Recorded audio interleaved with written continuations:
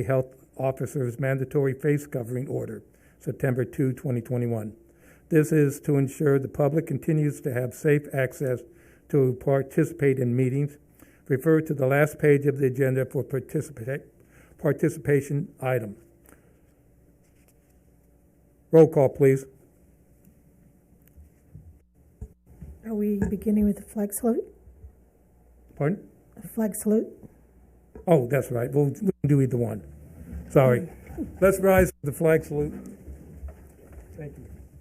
I pledge allegiance to the flag of the United States of America and to the republic for which it stands, one nation, under God, indivisible, with liberty and justice for all. Please remain standing.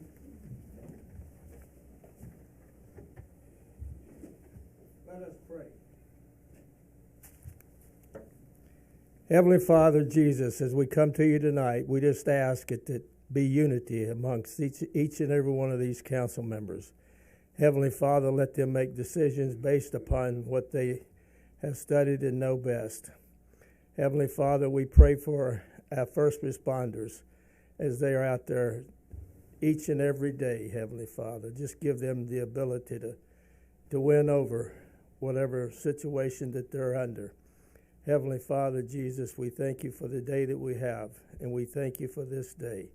Just bring together each and every one, and when there's some type of disagreement, Heavenly Father, we just pray that you'll unify the council and they'll make the best decisions for the citizens of this community. We ask these things in your name, in Jesus' name, we pray. Amen. Amen. Please be seated.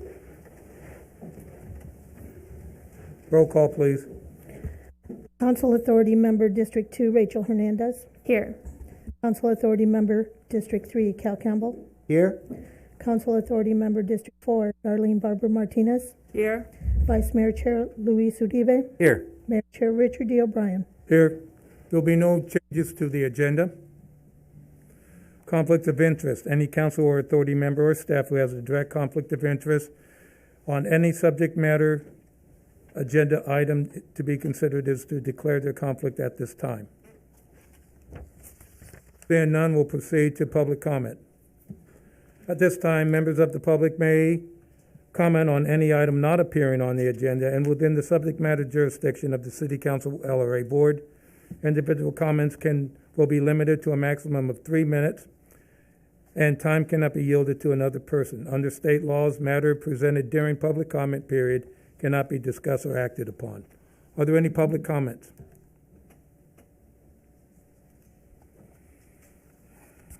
I knew when she was in the audience she was.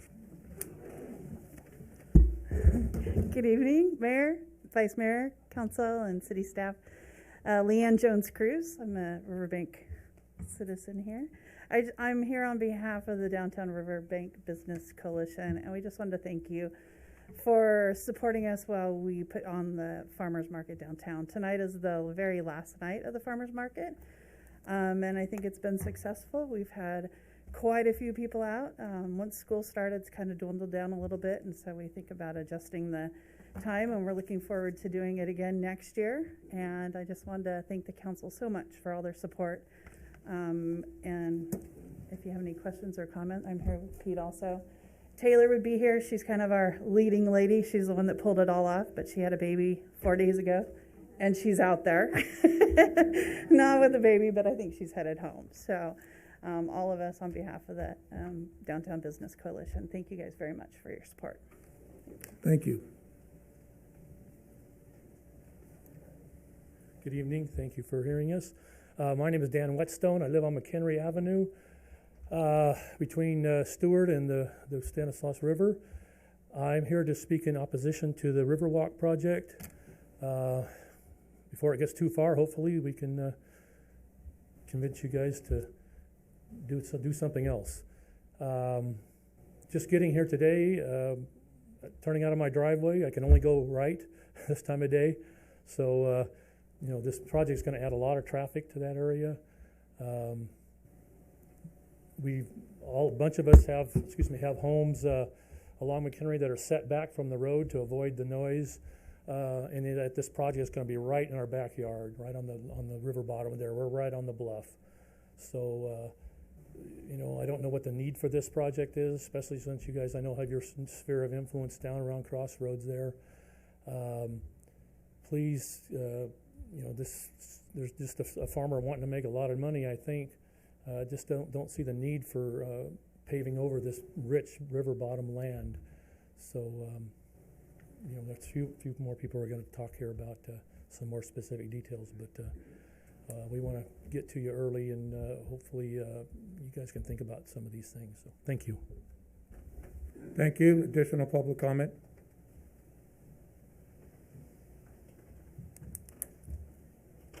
Good evening, council members. My name is Jamie Agers. I live at 7730 McHenry Avenue.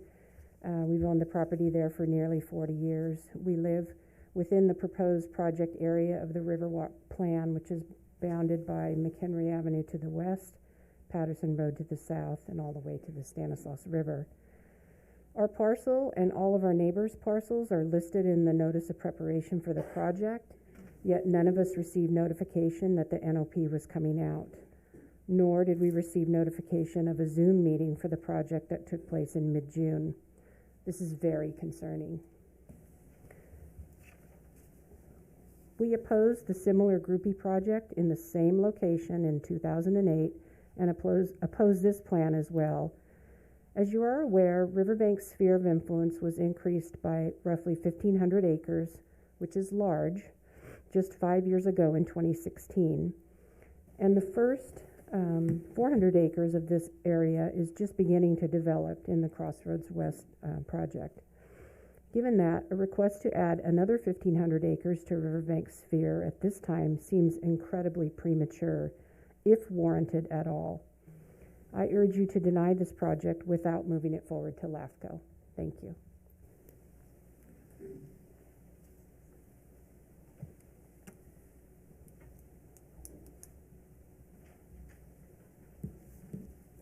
My name is Barney Agers. I live at the same address as Jamie. We've owned that property for almost 40 years. I oppose this project for the following reasons. Its best purpose is to be farmland. It's in a flood zone. When it floods, the damage is minimal now. Farmer lets it flood, discs it up the next year, and on they go.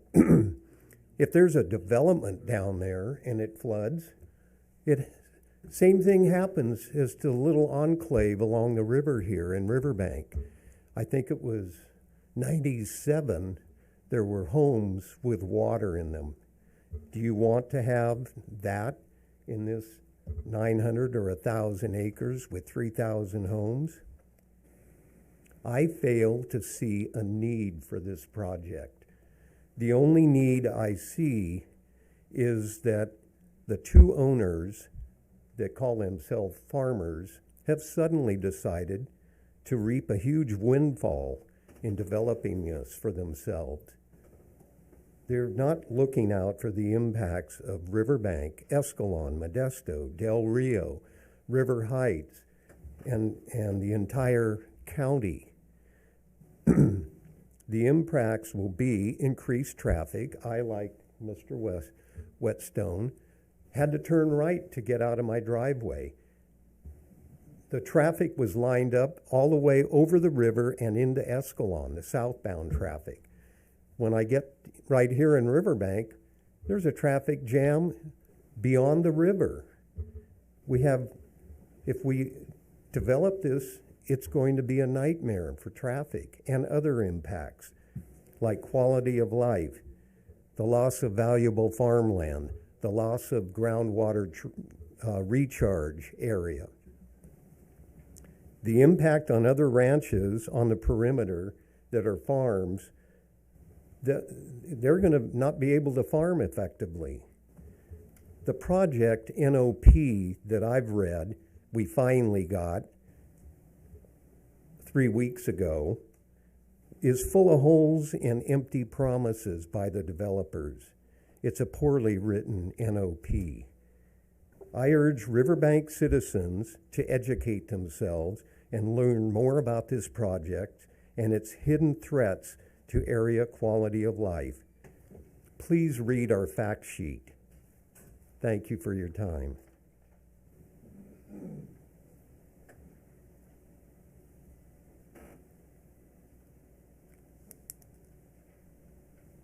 Hello, everyone.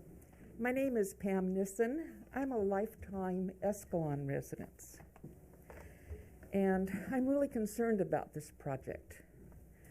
Our farmland is rapidly disappearing, covered by more and more houses. Look to the future. Where will our food come from? China? What about the drought? Wells are already going dry. Subdivision is going to add more stress to the rapidly dwindling water supply. And the added traffic, which will make pollution even worse. It will negatively impact community services, such as law enforcement, schools, hospitals, etc. And I guess they're planning on pumping the sewage under the river. That's even more. I guess they're doing it already from this subdivision here. Well, pipelines fail. Think of the impact if something like that would happen on the river. Plans like this are turning our area into a mini Los Angeles. Pretty soon, we won't be able to tell one city from the other when we pass through. It seems like a horrendous idea all the way around, except for the people who are going to be making money on this. And I just really urge you to think seriously about the impact on everybody that it's going to make. Thank you.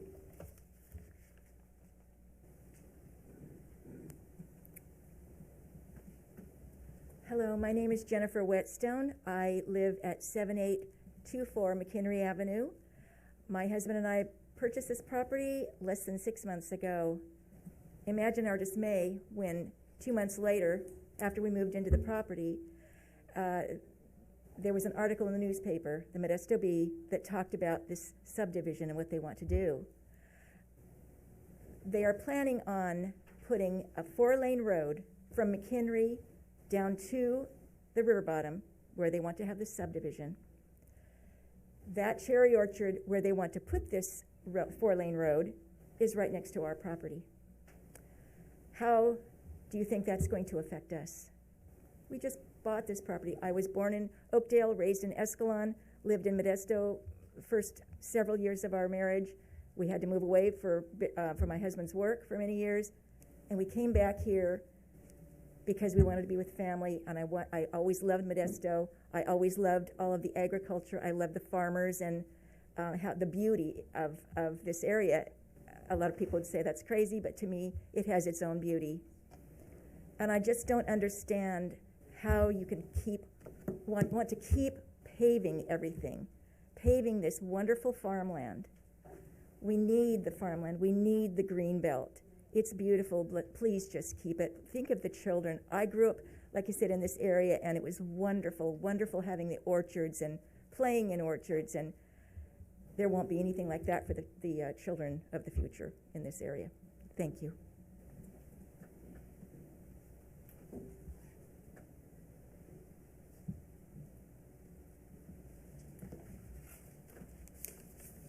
Hello, my name is Karen Conrado. I live on Hogue Road.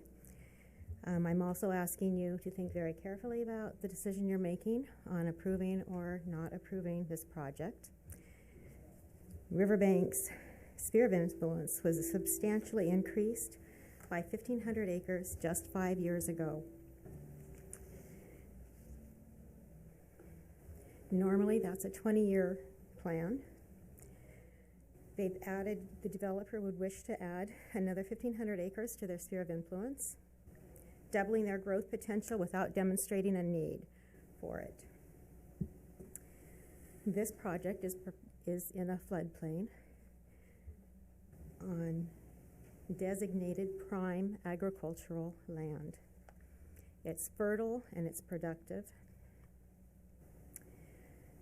Riverbank, I feel, lacks the current infrastructure to support the Riverwalk project, including inadequate water or sewer connections, insufficient roads, and inadequate schools, sheriff, police, fire services for current and new residents. I am also afraid that taxes would be increased for the current and new residents if Riverwalk goes through. This prime agricultural land is also a unique recharge area. The soil here is very permeable and allows water into the storage unit as much land doesn't. This Riverwalk project appears not to be affordable for most Riverbank residents, which increases the possibility that we would have commuters living there. River Heights and Park Ridge would likely have to be annexed into the city of Riverbank. Another area of concern for me are the farm workers that work in these fields. This is their livelihood that would disappear. This process is seriously flawed. It has an inadequate project description that can be modified once it's approved. It doesn't have to be what is on the NOP. They can put any kind of, increase the density or change the locations or change the type of housing from, the senior citizens that they're talking about to anything. And one of them would be schools. If they avoid mentioning the school in the NOP currently, and they put in schools, then they've circumvented going through the schools and all of that infrastructure that's needed for that. There's also a serious conflict of interest involving the Stanislaus Local Agency Formation Commission LAFCO member, William Berryhill, who is also co-owner of this project land. I feel there's been a failure to do an analysis on the economic impacts of Crossroads West and the failure to analyze the accumulated impact of this project with the Crossroads project.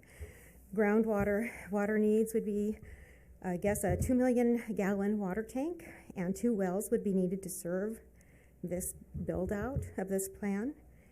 The notice of preparation fails to identify specific sources of water for this project or the potential impacts on the environment. It also doesn't go into the possibility of pollution, the pipeline that would have to go under the river and through other property owners, private property owners. Most of this land is designated agricultural use by the county. That is a significant change from these land use designations and undermines county and state policies to protect vital farmland and open space. The project description fails to disclose all aspects of the project. It does not mention the recently approved Crossroads West specific plan. The EIR prepared for the Crossroads, again, doesn't take the cumulative impacts of the project taken together, nor the sewer service as well in providing the sewer service. Oh, I'm sorry, I will stop. Thank you. Thank you. Next. I would like just a closing remark is to please vote no on this project. It's an inappropriate place. Thank you.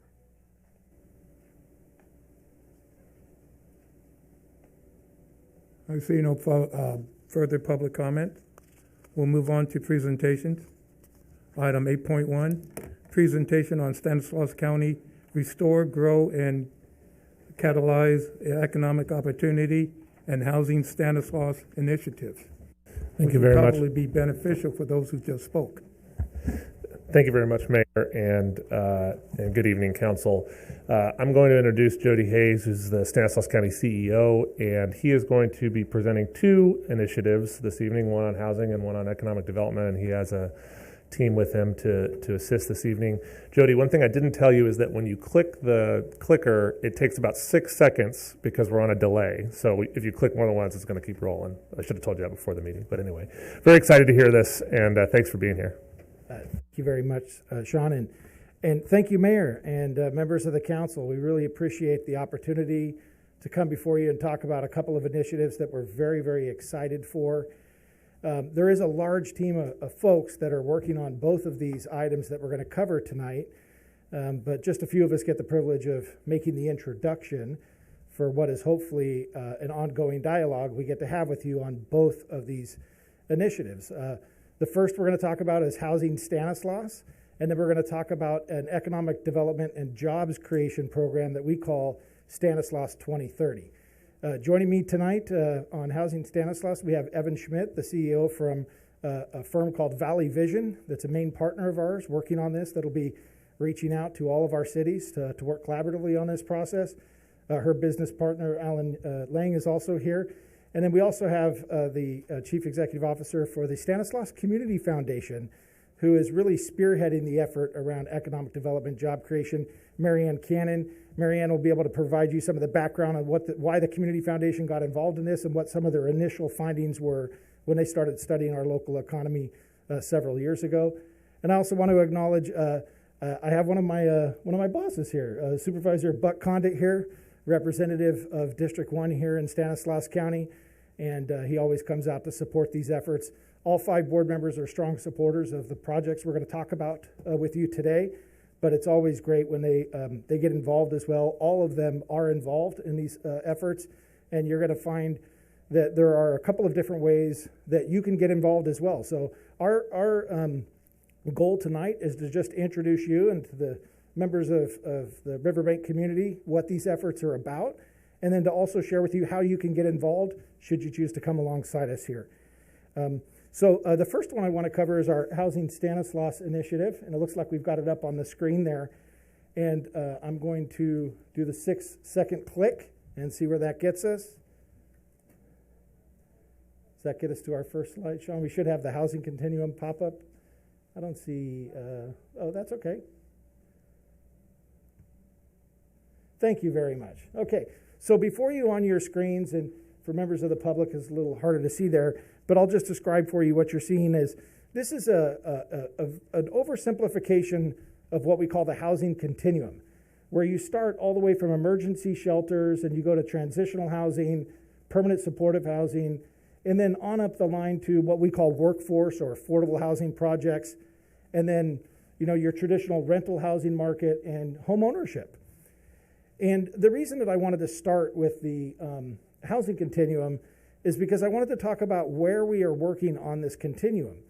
And I wanted to acknowledge that over the last, probably 5 years, at least at the county level, we have been very, very focused on many of these issues, but predominantly focused towards the lower end of this housing continuum for good reason. We've had a homeless crisis throughout the state of California. Stanislaus County is no exception to that.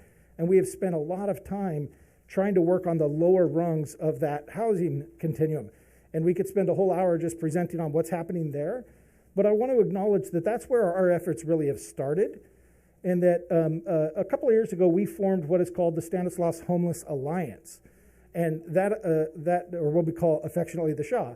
And the SHA has been designed to try to come together with one common vision and strategy and a set of objectives around the homelessness support system. And you can see how we've kind of carved up half of this housing continuum to really fall under the direction, the strategic direction of that Homeless Alliance. I want to thank and acknowledge your Vice Mayor, Uribe, who has been with us through many of those conversations. And then I also want to applaud this entire council for the steps that you've taken recently to really tackle this issue in your own community. I was just having a conversation with the city manager and the mayor right before this meeting to thank you guys and offer even more support in any way we can so that you can kind of build out whatever vision you're putting together here in Riverbank to support the lower half of this housing continuum. And I think it's important that every city in Stanislaus County do something similar to that and take on the challenge because it's not easy. Where we're at tonight and what we want to speak about tonight is the upper half of this housing continuum. We are shifting our focus. We have things in place on the lower half, but we want to begin to really think strategically about the upper half of this housing continuum. And when you do that, you have to recognize right away that all 9 of our cities are the key strategic business partners in any conversation related to housing. There are a lot of stakeholders. The community is a stakeholder. The development community is a stakeholder. But, you know, at the end of the day, it's all 9 cities. And not all 9 cities are going to have the same concepts or ideas about potential growth. And I know for certain that what works in Waterford may not be the same thing that's going to work in Riverbank or Houston or Ceres or Turlock. And we understand that and we know that. So our effort is to try to get all of the stakeholders that can really shape the future housing availability in Stanislaus County, and to get us all at the same table to ask some of the basic questions around where do we see ourselves in the future, how far behind are we, let's acknowledge that. I think we always owe it to the community to offer up a report card on our current status, and then talk about where we want to be and what steps we would have to take to try to get there. There are obviously a lot of opinions about housing growth and development. You're seeing those play out throughout the community. Riverbank's no exception to that. But at the end of the day, there are things that we believe that we can come together on strategically and support one another so that we can at least begin to turn the curve on this thing. So that's why that was the impetus for this. It was to acknowledge that it's time to get on the upper half of this housing continuum. It's time for us to come together, have those conversations, and help shape that our housing strategies going forward broadly as a community. I want to acknowledge, because I'm going to invite up Evan next, that in order to do that, it's very difficult for just the county to come in and say, hey, everybody, let's have a conversation about this. So we really had to find a key business partner that we felt had the skill set necessary and a proven track record to go into communities and tackle big issues of public policy where you have a lot of different opinions, and to do so in a very neutral way. And we found that partner with Valley Vision, who has been hard at work doing these types of efforts, mainly in the Sacramento Valley region, but they've proven themselves. We're very confident that once you begin to work with the team at Valley Vision, your whatever council members want to get involved, but mainly at the staff level, that you'll see that that they're very, very expert at pulling together complicated issues and getting to consensus. And that's why we brought him into Stanislaus County to work with us. So Evan, come on up. Evan Schmitz, the Chief Executive Officer, and her main business partner is Alan Lang, who's in the back, and he's the Managing Director. Just real quick, sir. I noticed you did say all 9 cities. I know Measure E was one of the big control growth for housing in the county, but one of the exceptions are affordable housing and transitional housing. Is the county going to look at that as we look at throughout all 9 cities? Yeah, thank you, Mayor, for mentioning Measure E. So Measure E did provide, a much smaller framework for the county unincorporated area to participate in housing development. Now, there were a couple of developments that were already underway at that time that haven't been fully built out, so we still have room to participate in the unincorporated area. And I can tell you that I know our board supports trying to bring affordable housing projects to the table just as much in the unincorporated area as any other area. Okay, thank you. So to answer your question is, yes, we're definitely interested in that. But I think what you're going to see is we're going to be focused on what we can do with infill properties particularly, and trying to maximize the land that we do currently have available to us. I have a quick question also. Yes, sir. And it relates to what the presentation was just before for the people that stood up during their presentation. What's the county's plan as where farmland stops and building stops? You know, I know growth is there. I've grown up in this area most of my life. I grew up in Oakdale, and I lived in Oakdale and Riverbank most of my life.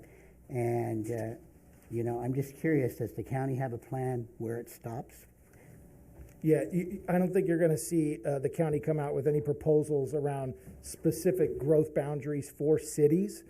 I think we recognize that there are a lot of different opinions around, what smart growth looks like. And I mentioned infill properties because that seems one everybody can agree on, that we've got some land that hasn't been fully utilized within our existing, core service areas. But I don't think you're going to see us come out with specific recommendations on growth boundaries for cities. And not to steal the presentation away from Evan, but one of the things she's going to share with you is what we're not trying to do with this initiative is tell cities what to do or how to grow. We don't want to do that. Okay, thank you. We recognize that that conversation is not going to get us far. Thank you. Evan's all yours. Thanks, Jared. Thank you. Good evening. Thanks for having us today. Let's see. So to get back to the presentation, do I go forward one? She's bringing it up for you. Perfect. Okay. So just to give you a brief overview of what I'm going to talk to you about, I'm not going to be up here for a super long time. And Jody already started that conversation, but really, why is this important, and why is it important that we do it together? Next, what are we aiming towards? What are our goals, and what are the intended outcomes of this project?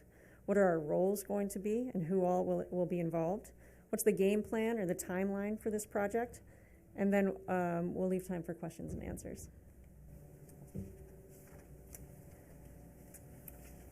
So in my first slide, this is really talking about the imperative for a shared approach to housing.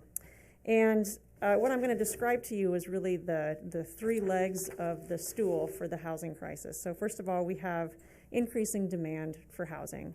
So we really see that the population is growing, and this is countywide. We know that there's going to be an additional 50,000 people moving to Stanislaus County before 2031, and there's going to need to be solutions on the housing front for where to put these people and how cities and the county can grow and develop to ensure that there's enough housing.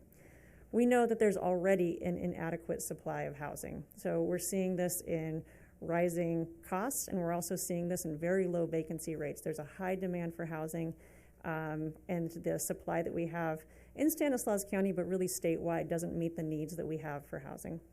And then, as I mentioned, rising costs. This combination of increasing demand and inadequate supply results in rising costs of housing that's really coming to crisis level across the state and also in Stanislaus County. One thing I want to note about this slide, and really acknowledging the challenges that we have around housing, it's not about supporting unbridled development throughout the county. Like Jody said, it's really about being strategic and thoughtful in our approach to housing, taking unique approaches and for allowing cities to take unique approaches to their housing development, and using a variety of different tools in the toolkit, including, like Jody said, infill and other things to really help address this really complex problem. So to get into a little bit about what this project is and what it is not, and we've already talked about this a little bit, but I'll start with, again, to reiterate what it is not. It's not about taking away local control or telling cities where or how they can grow. Rather, it's really about creating this collective approach across the county to deal with this very complex problem, acknowledging that our outlook city to city might be different, but our goals are the same, and that's really to create affordable housing for all in the county. So this is really about building that shared vision and policy framework. There's going to be a focus on both affordable and market rate housing. And we're really, and I'm going to talk in more detail about this, but very strongly relying on input from residents, cities, and other stakeholders to really make sure that we're gathering data about what the current conditions are and about what the vision for the future is. Finally, in the last bullet under here, what this project is, providing a framework that accounts for local preferences. So that's really important. So really noting that there's strong opinions in this realm, and that there's this process really leaves space for cities to act independently, and also to bring about a lot of really diverse input on this issue. So I'm going to talk a little bit about what our desired outcomes are in this project. So first of all, we want to establish a shared understanding of the needs and challenges associated with housing in Stanislaus County. So this is really taking a data-driven approach. We want to make sure that we are bringing forward the important information that we already know about housing in the county, and really using that to be able to project to the future. So really bringing home that data that's really needed. Next, we want to develop a unified and actionable countywide vision and strategy framework. And this is comprehensive, so it includes priorities, policies, investments, all with the purpose of accelerating affordable and market rate housing in Stanislaus County. And then finally, we want to be really specific. We want to prioritize specific projects and really identify where the opportunities are in Stanislaus County and what those specific tools are going to be in the toolkit to address the housing issues.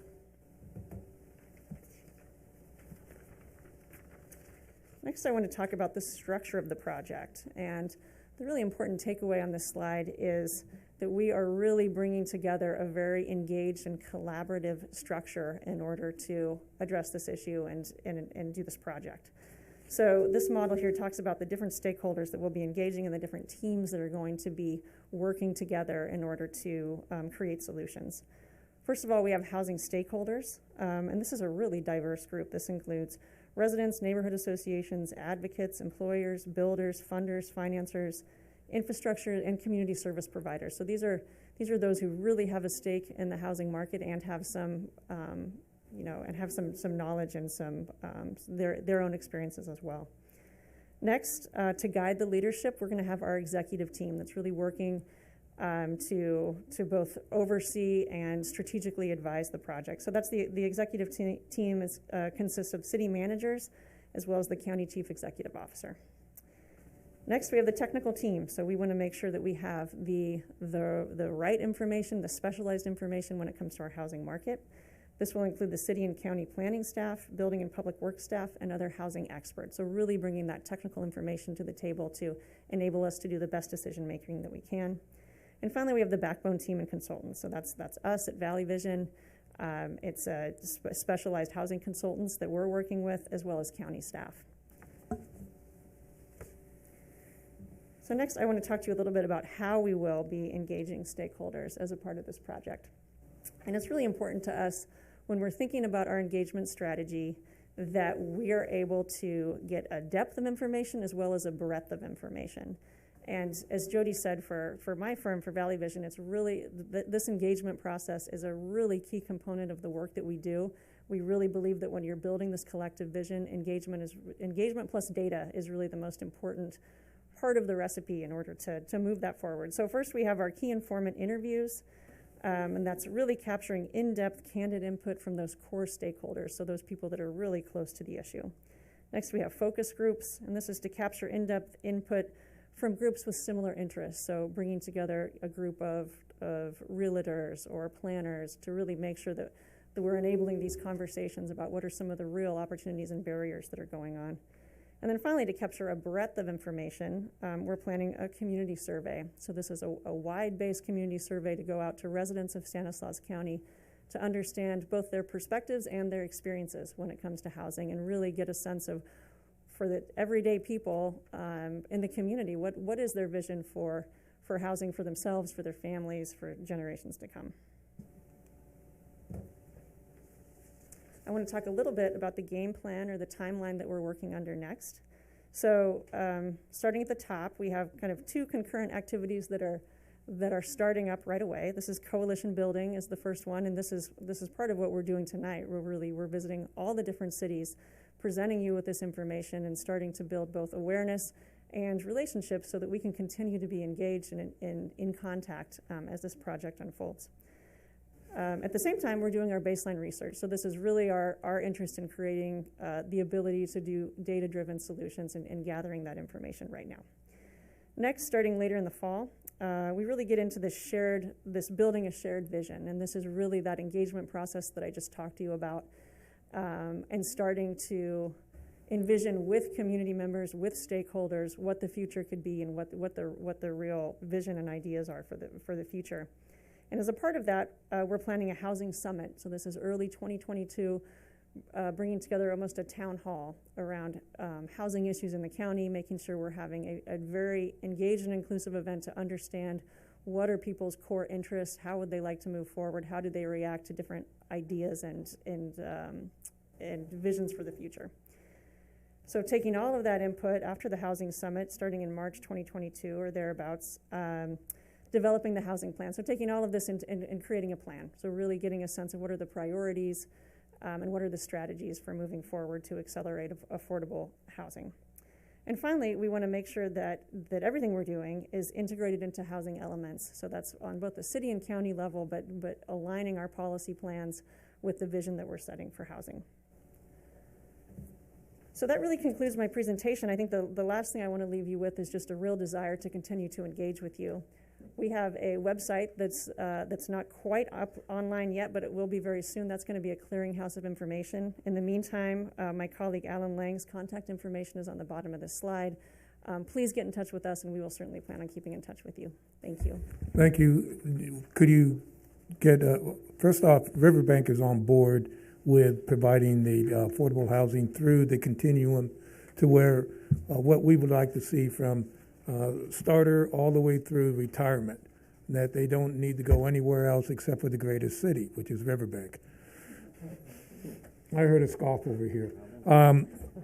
We have already started a lot, so the sooner we get this started, we have to realign our priorities. We have affordable housing projects, single-family homes, which we've partnered with the county to put fees in the cloud, which and with a $100,000 first-time home buyer, their mortgage is a lot less than some of the rents that are around the area. And we want to make sure that we're fitting in with it. Is this going to address RENA? Yeah, so we're working in an aligned process with RENA, yes. Okay, because that's important as transportation dollars become available. Right. Yeah, it's really important for us to really align and coordinate with efforts that are already underway, and certainly understand that Riverbank is far down that path. So we're very eager to connect with you and staff and the right people here to make sure that we are working together. Thank you. Thank you. I think you have one more.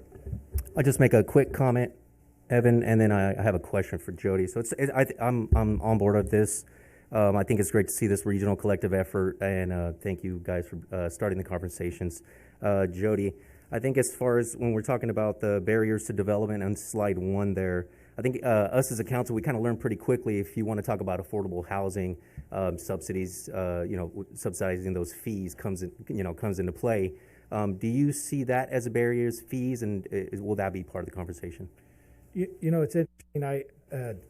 Several years ago when we first envisioned that continuum that you saw on the board, we pulled in developers from throughout the county that had been successful in delivering projects at all levels and asked them a flood of questions. And going into that conversation, we presumed that we were going to hear a lot about fees and how the fees were the big issue and so forth. And to be honest with you, we heard a lot of other things from developers. I think you'll always hear that fees are an issue, and I think it'll certainly be on the menu for us. I want to make a side note about that our board has set aside some funding if we come up with ideas and approaches that we think could actually deliver and really move the needle. Let me say it that way. If there's things we can do to really move the needle and it's just a funding issue, that's something that we'll look at seriously, even if that means it's something inside of a city. So maybe there's some conversation to be had there where we could collaborate in a financial way. But getting back to the point that I think fees may be on the menu, but I think there are going to be a whole lot of other issues that we've heard about that can actually spur development. Thank you, Joey. You're welcome. Thank you. Okay, we're going to go ahead. I'm sorry. I have another question. Sir. Yeah. Transportation is very critical, and I've heard things about what the county's planning with Claus Road eventually and whatnot. But if we're going to get more people in this county, we've got to open up the lines of transportation, because I live in Riverbank, and there are times that I won't go in certain areas because it's too crowded. Same thing happens in the county. If you go down Oakdale Road to Ceres, it's horrible sometimes if you hit it at the wrong time. So what's the county going to do about this? That's on the table. That's a very broad question. I think it's an appropriate question that I have to admit I can't answer for you tonight. Okay, I'm sure you're aware of it, but it's something that we need to deal with. I appreciate that very, very much. These things all work hand in hand. I mean, you're talking about having jobs with housing and an ability to move around the community. Yeah. Those are all major issues. We're talking about two of those main issues tonight. So hopefully we can bring up this next presentation. And while we do that, I do just want to note that, Mayor, I know you already have a slogan of City of Action, so you may have just named yourself the greatest city.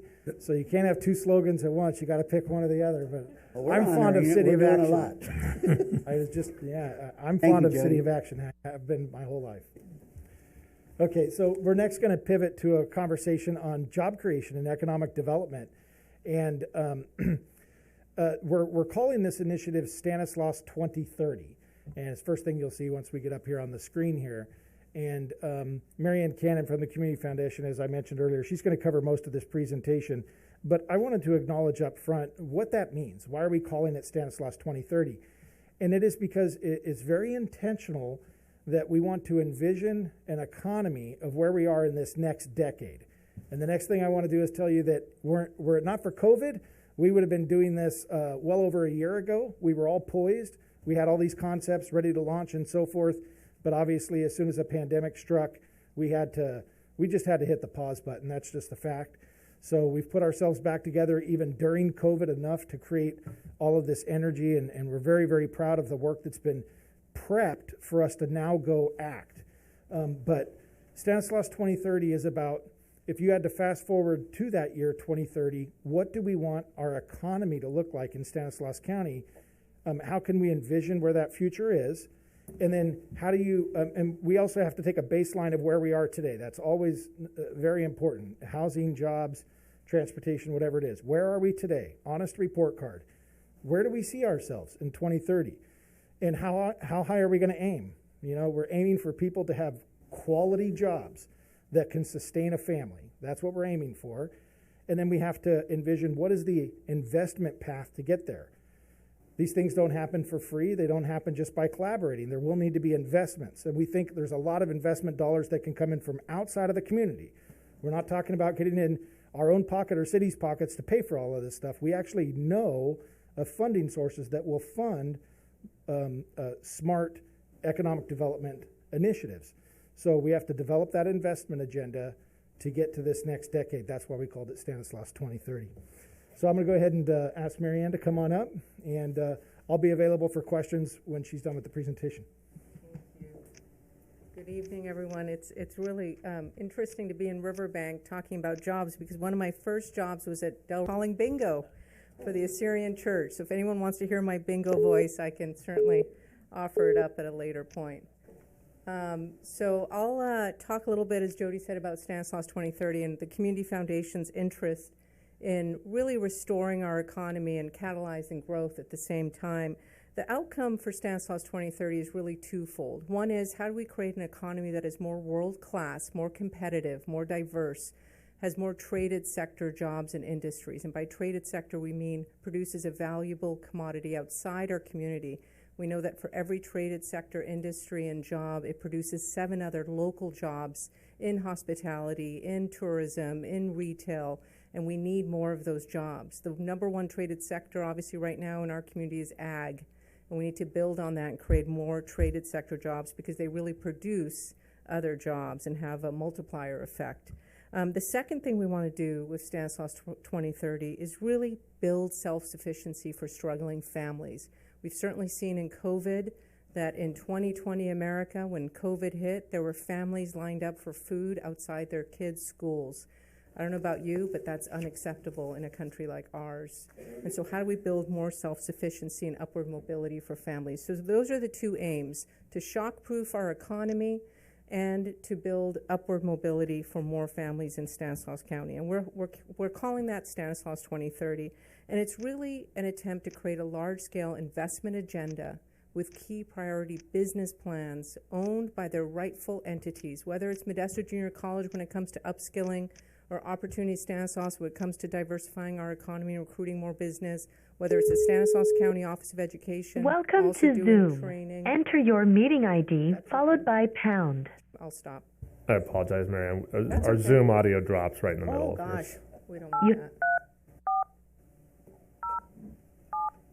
I dream this voice now. We've all gotten used to this. Enter your participant ID followed by pound. You have joined the meeting as an attendee and will be muted throughout the meeting. Are we ready?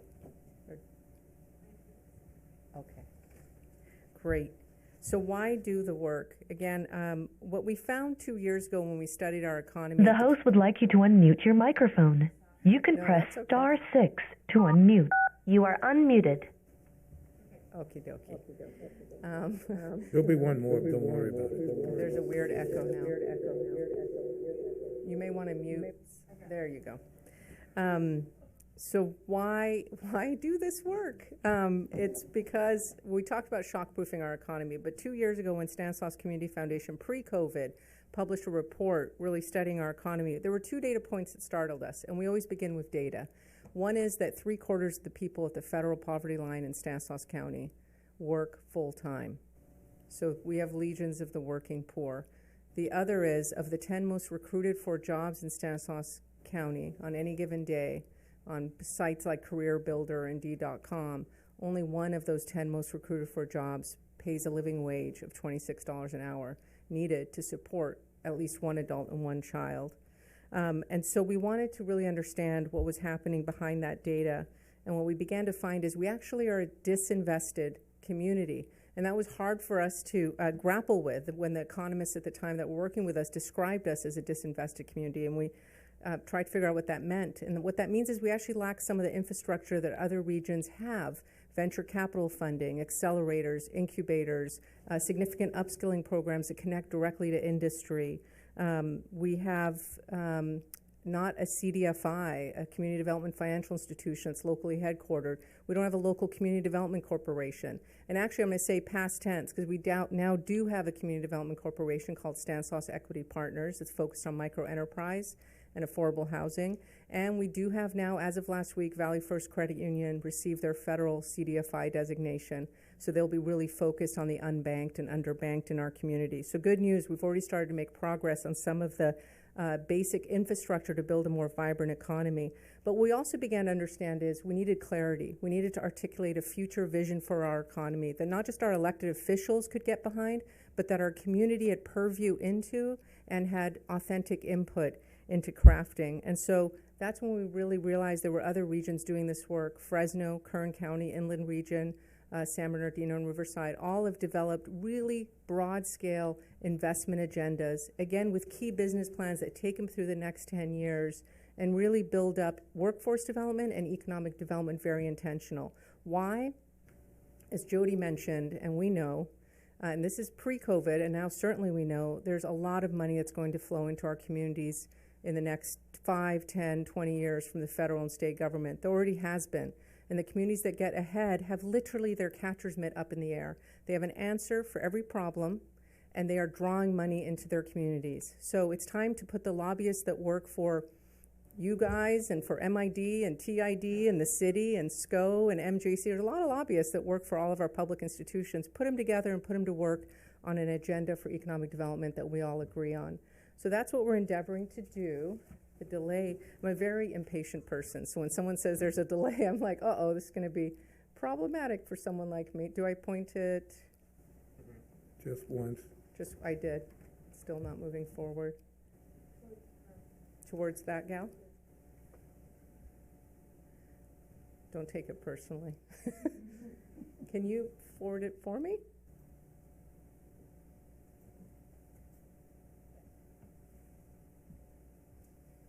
There you go.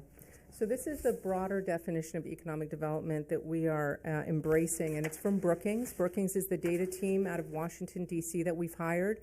They've done this exact work in Fresno and in Kern, in the Inland Region, in places like Kansas City and Detroit, Michigan. They really have a broad definition of economic success that includes growth, prosperity, and inclusion. Who's participating in our economy? How do we remove barriers for people that want to participate, that want to start their own business, that want to upskill, that have a dream for their family that's greater than the one that they're at right now?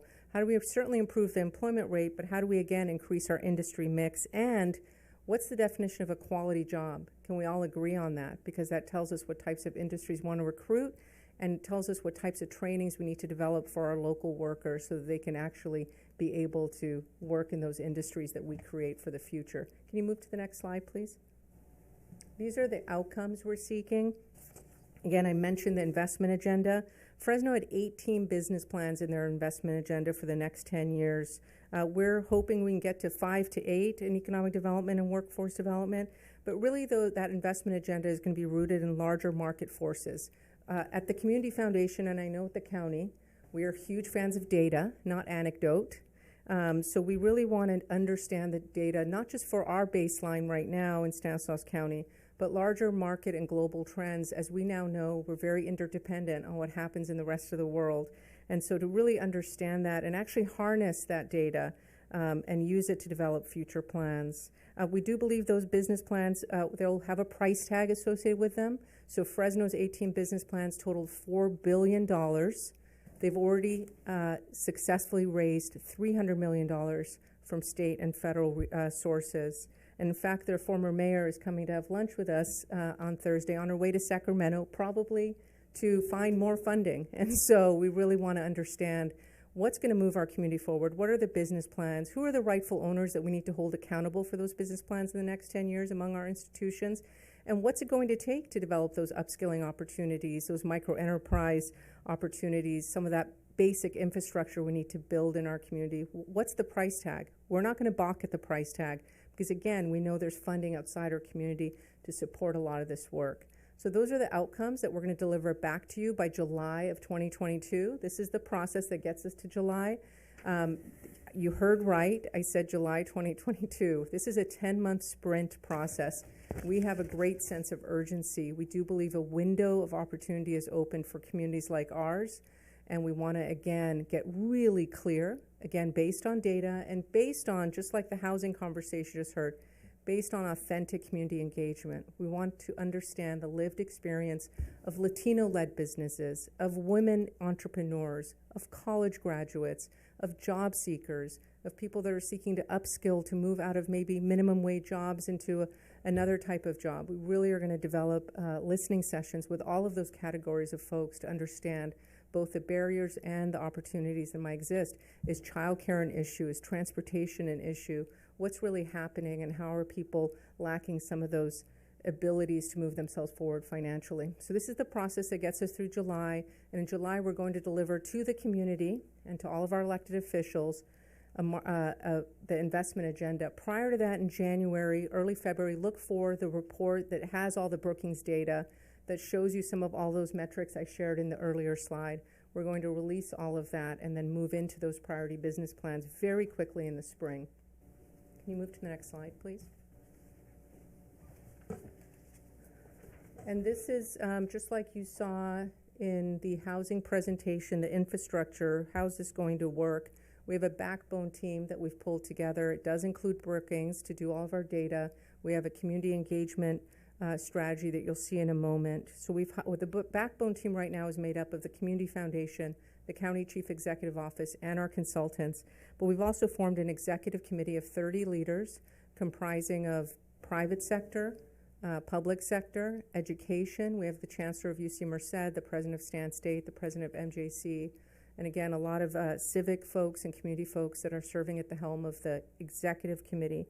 We have a leadership council of over 100 people, be a much broader consortium of people that we're going to pull together in the spring once that report is published. And in between the report being published and the work plans being developed that get us to the final investment agenda, the Leadership Council is going to be working hand in hand with the Executive Committee. And then we invite you and urge you to participate in the Elected Officials Roundtable. That'll be comprised of federal, state, county, and city elected officials that'll be briefed 3 times in the spring over the course of this initiative to really understand how the process is unfolding, what the data is yielding us, and to give us your feedback. But we're going to collectively pull you together. I know County Council is working on the Brown Act implications of that, but there's certainly a way to do that and not, and do it obviously ethically and openly. But we do want our elected officials to be considering these findings at the same time and being briefed on them. I will tell you too that the county is partially funding this initiative, but the Community Foundation has raised over $200,000 from business leaders that really strongly feel, as does the county, that this should not be a solely government-funded initiative. So business sector has put some skin in the game because they really believe that they want to get to those outcomes that we were talking about. Next slide, please. This is the community engagement phases. We are, just like the housing initiative, really taking seriously the role of community and community voice. Oftentimes we check off a box after a few listening sessions and call it a day and say that we've authentically engaged the community, and I'm not a big fan of that. I really do want to understand what people's barriers are, but also what their greatest aspirations are for their families. And so we have a multi-layered community engagement strategy that's going to have a lot of different phases, as you can see. We are going to be issuing an RFP to hire several local individuals to help us with the community engagement as well. So here's ways you can join us. Next slide, please. Certainly, please consider joining the Elected Officials Roundtable. We'll be hearing about that in the winter. Certainly use your platform to outreach to others, especially in Riverbank. I will tell you, we hold Riverbank as exemplar community with your plans for the Riverbank ammo plant and really harnessing the future of green technology and green industry. So I had reached out to Sean to ask to be connected to some of those businesses, and he was quick to provide me that information. And we really do believe Riverbank is ahead of the curve in terms of embracing a former infrastructure and then repurposing it for highest and best use. We also encourage your city staff to be involved. There will be certainly opportunities for data sharing, and I think we've already connected Sean to the Brookings team, and if we haven't, we will be. They are interviewing industry leaders, public officials, to really understand the data that they're finding quantitatively. And certainly funding support. I mentioned that the county has stepped up to fund this, as well as the private sector, using some ARPA funds from the county, but we'd love for you to think about ways that this will help you with your own plans for your own economic development efforts. But as you know, unlike housing, the boundaries are not quite as, they're a lot more porous when it comes to our economy. People that live in Riverbank work elsewhere and vice versa. And so we know that what happens in Oakdale benefits Riverbank, what happens in Riverbank benefits Modesto. And so we really have to think beyond traditional jurisdictions. The communities that are doing that really, we see, are winning as regions. And finally, how to get a hold of us. You can certainly contact Jody or myself. These are our partners, actually. I apologize. So these are some of our funding partners and some of our private sector partners that have come to the table with funding. You can see some well-known names, Oak Valley Community Bank and Beard Industrial. And so in terms of contacting us, Jody's available, I'm available, happy to answer questions, happy to hear your feedback. This really is a collective effort and a significant lift on all of our behalf, and happy to answer any questions. Or call bingo. Any questions? I truly appreciate you coming out here and giving a pathway to the future. We're always looking forward. We look out every, for 5 years, then going to 10 years is fine. Our true vision is out 50 years. Right. So this is just a stepping stone as you're moving forward, and you can't move forward if you don't start building. Absolutely. So thank you very much. Mayor, can I just say that in 10 years, the point of this is also to then hand the baton over for the next generation of leaders that can carry it forward 10 years after that. So I couldn't agree more. That's can I so do well it in said. 6? Yes. No? Dang. Oh, no, thank you very much. Thank you. Thank you. All right. We should move quickly now. Moving on to the consent calendar, consisting of item 9.1, waive reading, item 9.2, a resolution authorizing the city manager to execute a contract with iWork Systems to provide permit processing software for development services. Item 9.3, a resolution to approve the 2021-2022 fee schedule for park amenity rentals, recreation programs, and facility rentals for the city of Riverbank. Item 9.4, approval of the August 10, 2021 special city council meeting. Item 9.5, a resolution approving the updated compensation plan for part-time temporary seasonal positions for the use before the state of California minimum wage increase effective January 1st, 2022. Item 9.6, a resolution approving a final map 06-2021 for Norisco and Adelia Hernandez at 3625 Kansas Avenue, APN 132-054-034. Is there anyone wishing to pull any consent items? Is there anyone from the public wishing to pull any consent items? Do we have any public input outside? There is no one wishing to speak or pull anything. Okay, bring it back to the council for consideration. I'll make a motion to approve the consent calendar as stated. Second. We have a motion by the Vice Mayor and a second by Councilmember Barbara Martinez. Roll call, please. Council members Barbara Martinez, Yes. Campbell, Yes. Hernandez, Yes. Vice Mayor Uribe, Yes. Mayor O'Brien. Yes. Motion passes 5-0. Item 10.1, second reading by title only of proposed ordinance number 2021-005, approving the rezone of 4.6 plus or minus acres to planned development located at 4131 Kentucky Avenue, APN 062-022-020, project known as Countryside 3. Sorry about that.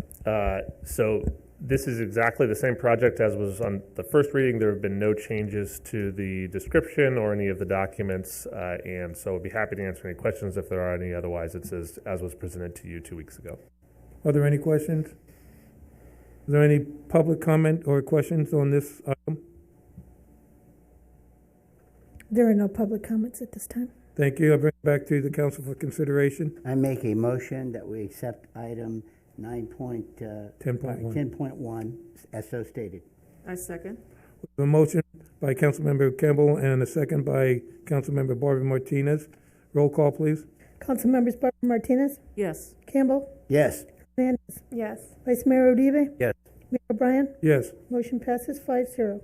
Item 10.2, second reading by title only of proposed ordinance number 2021-006, approving the rezone of 5.9 plus or minus acres to planned development located at 6448 Claus Road, APN 062-020-001, a project known as Heritage Collection. Thank you, Mayor. Just as with the last item, this is the same item as was presented at your last meeting 2 weeks ago, and no changes have been made. Be happy to answer any questions. Are there any questions from the council? No. Any questions from the public? There is no one wishing to speak. Seeing none, bringing it back to the council for consideration. I'll make a motion to approve item 10.2. Second. We have a motion to approve by the Vice Mayor and a second by Councilmember Barbara Martinez. Roll call, please. Council members Barbara Martinez, Yes. Campbell, Yes. Hernandez, Yes. Vice Mayor Uribe, Yes. Mayor O'Brien. Yes. Motion passes 5-0. Item 11.1, Centennial Celebration 2022 Workshop. Thank you very much, Mr. Mayor. I think that's about the fastest I've ever seen any council go through 13 items.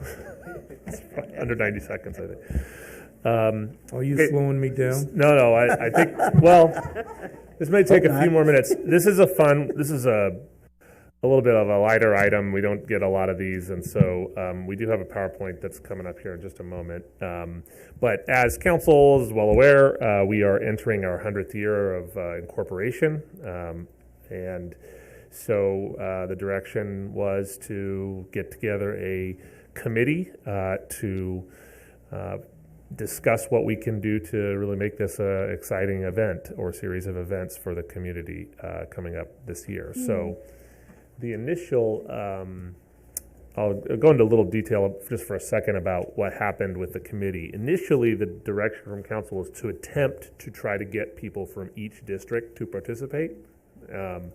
And what we found really quick was that was nearly impossible. It was really hard to get nearly anybody to participate. But eventually, with enough work, we finally did get quite a few volunteers. We even actually have some city staff on their off time who are volunteering because they thought it was a neat project. So we have a committee of about 9 to 10 individuals, and we've met, I think, about 5 times now. And some of the meetings are quite lengthy, and looks like we're having a little trouble pulling up the PowerPoint, but that's okay. That's okay. I don't really need it. They may, but in the meantime, let me go through some of the discussions that have been had. So initially, the concept was, what do we want to do? There's an idea. You could do one really large event that you put all your resources into. You could do a bunch of really small events. You could focus more on sort of a party kind of festival atmosphere. You could focus more on the actual history of it. And what we found from our committee was that they kind of wanted a little bit of all of it.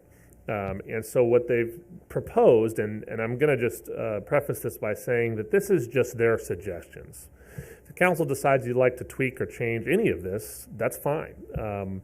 We're not married necessarily to any of it, but we thought it was a good step forward, and we also wanted to make sure that we were doing something that was manageable, because if we had 50 events next year or this coming year, we probably would only do a few of them really great, and the rest would be rushed and put together. So we wanted to be quality as well. So here was the general concept. The general concept was, oh, here we go. This is very exciting. And Gabby put this very beautiful PowerPoint together. I won't take any credit for it. Do I need to go get the clicker, Norma? No, you need to tell me to advance. Oh, okay. You can move ahead.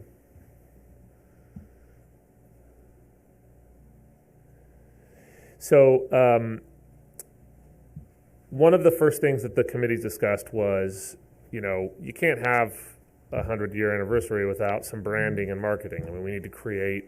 We can't just use our normal logo. We want something new and fresh that really kind of draws the attention of the community to the event. And so we have, and interestingly, what I'll say, and I think Gabby can tell you, this has been the hardest part of all. The event stuff was very easy, but getting everybody on the committee even to agree on, we probably have gone through how many? Probably at least 20 different iterations of our logo design.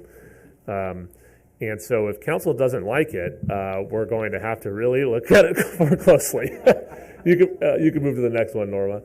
So we're going to web pages, social media. We're going to do some promotional videos. We're going to work with some of our local groups to put together some neat videos. The cool thing about a centennial is that people just want to be involved, when it comes to the actual projects. And so we've had a lot of people come out and say, hey, I'll help out with this or that.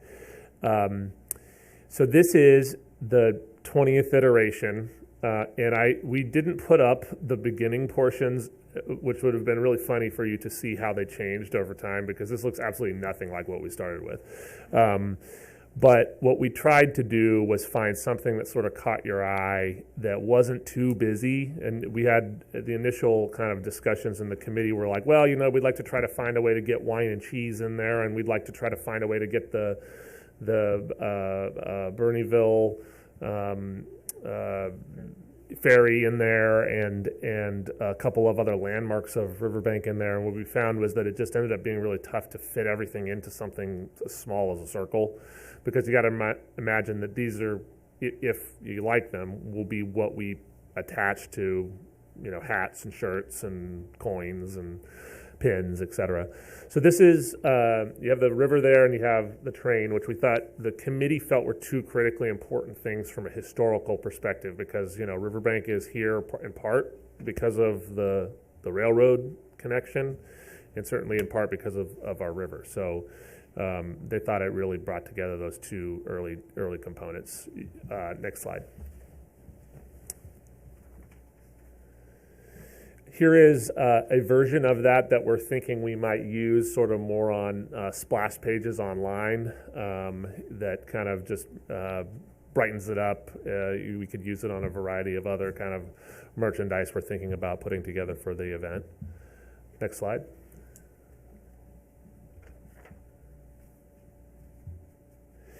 So, okay, let's get into the events real quickly. So our idea is to have one pretty neat event every quarter of the year, and then other little events that are sort of interspersed into that year. So the first one is we thought the committee thought that a 1920s dinner, since we were incorporated in the 20s, would be a really fun sort of themed event. We will have sort of a place in the back area where you go and get alcohol, because obviously it was illegal at the time. We're thinking about a band with sort of that kind of theme music, encourage the community members who'd like to come to the event to dress up in the 20s theme, and a silent auction. And one of the ideas that's been raised is perhaps any proceeds that are made on the event are donated to our historical society, and they've said they've been willing to help help coordinate that. So next slide.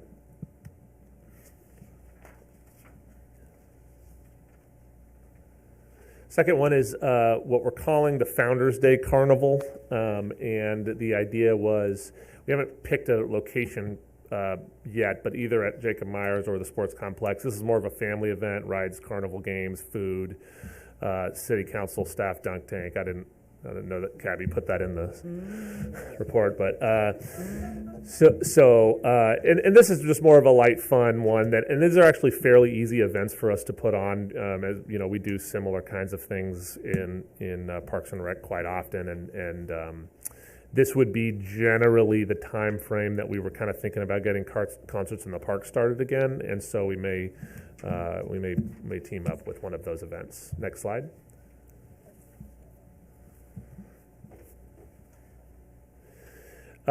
This is the June No Dance Picnic and Car Show. So, you know, there's a great story about Riverbank that we have a municipal code section that it actually made dancing illegal for a time in Riverbank. And so we had thought it might be fun to do something similar to that.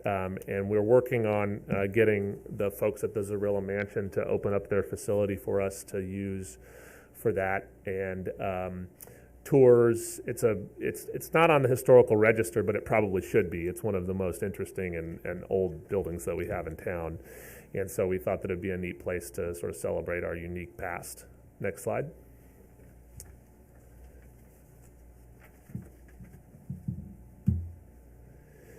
And then the big one at the end, August, the centennial celebration. We probably, you know, obviously, I think our actual birthday in Riverbank is on a Tuesday, so we probably will have to have it the weekend before or after. But we think downtown makes sense. Multicultural celebration, kind of really celebrating the diversity of Riverbank, and we really wanted to try to figure out some sort of thing that we could do that would be lasting beyond this year. And one of the ideas we had was a mural. And in talking with Sue, at one time they had planned to put a mural on this wall across in the plaza, and it just never happened for a variety of reasons. And so we think that might be a perfect project to contract for, and we could unveil it that day, and then obviously parade groups, schools, etc. Next slide.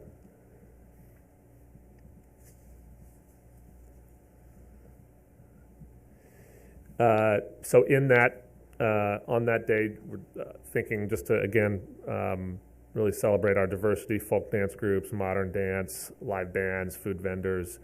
We had been working with the fire district on trying to set up a fireworks show for that day as well, although it doesn't look like that's going to work out for insurance reasons. So we're looking into a few other locations that may work out. And then we're also looking into the concept of a drone show, which if you saw the Olympics recently, they have some pretty cool ones out there. So perhaps that's a possibility, but some sort of evening entertainment for the community. Next slide.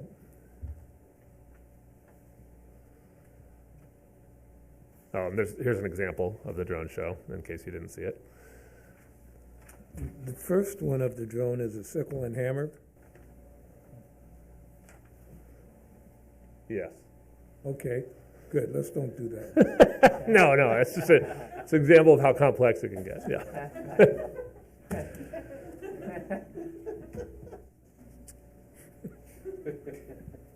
Good catch. And then again, there's local artists. In fact, one of the ones we've been speaking to is named Alexandria Riddle, and she's done a number of murals in Riverbank already, some of our best ones, and a number of them regionally around here. And so we've already reached out to her, and she says she's very, very interested if we were interested in having her do it. And what the art concept had been is that we would do a kind of a timeline mural from one end, the beginning of incorporation. It doesn't even need to be incorporation. It could be just sort of the early settlement of Riverbank all the way through kind of to date. But of course, all of these things will have, especially important things like public art will be brought to council for you to consider and provide us your feedback on. Next slide. So here's some of the swag. Oh no, we're going to the mini events.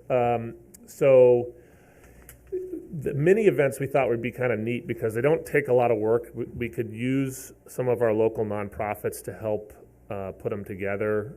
There's some really neat online scavenger hunts that I've seen other cities do. You get some donations together and you get a prize, and if a person is able to complete the scavenger hunt and take a picture at all of the locations, they get a prize.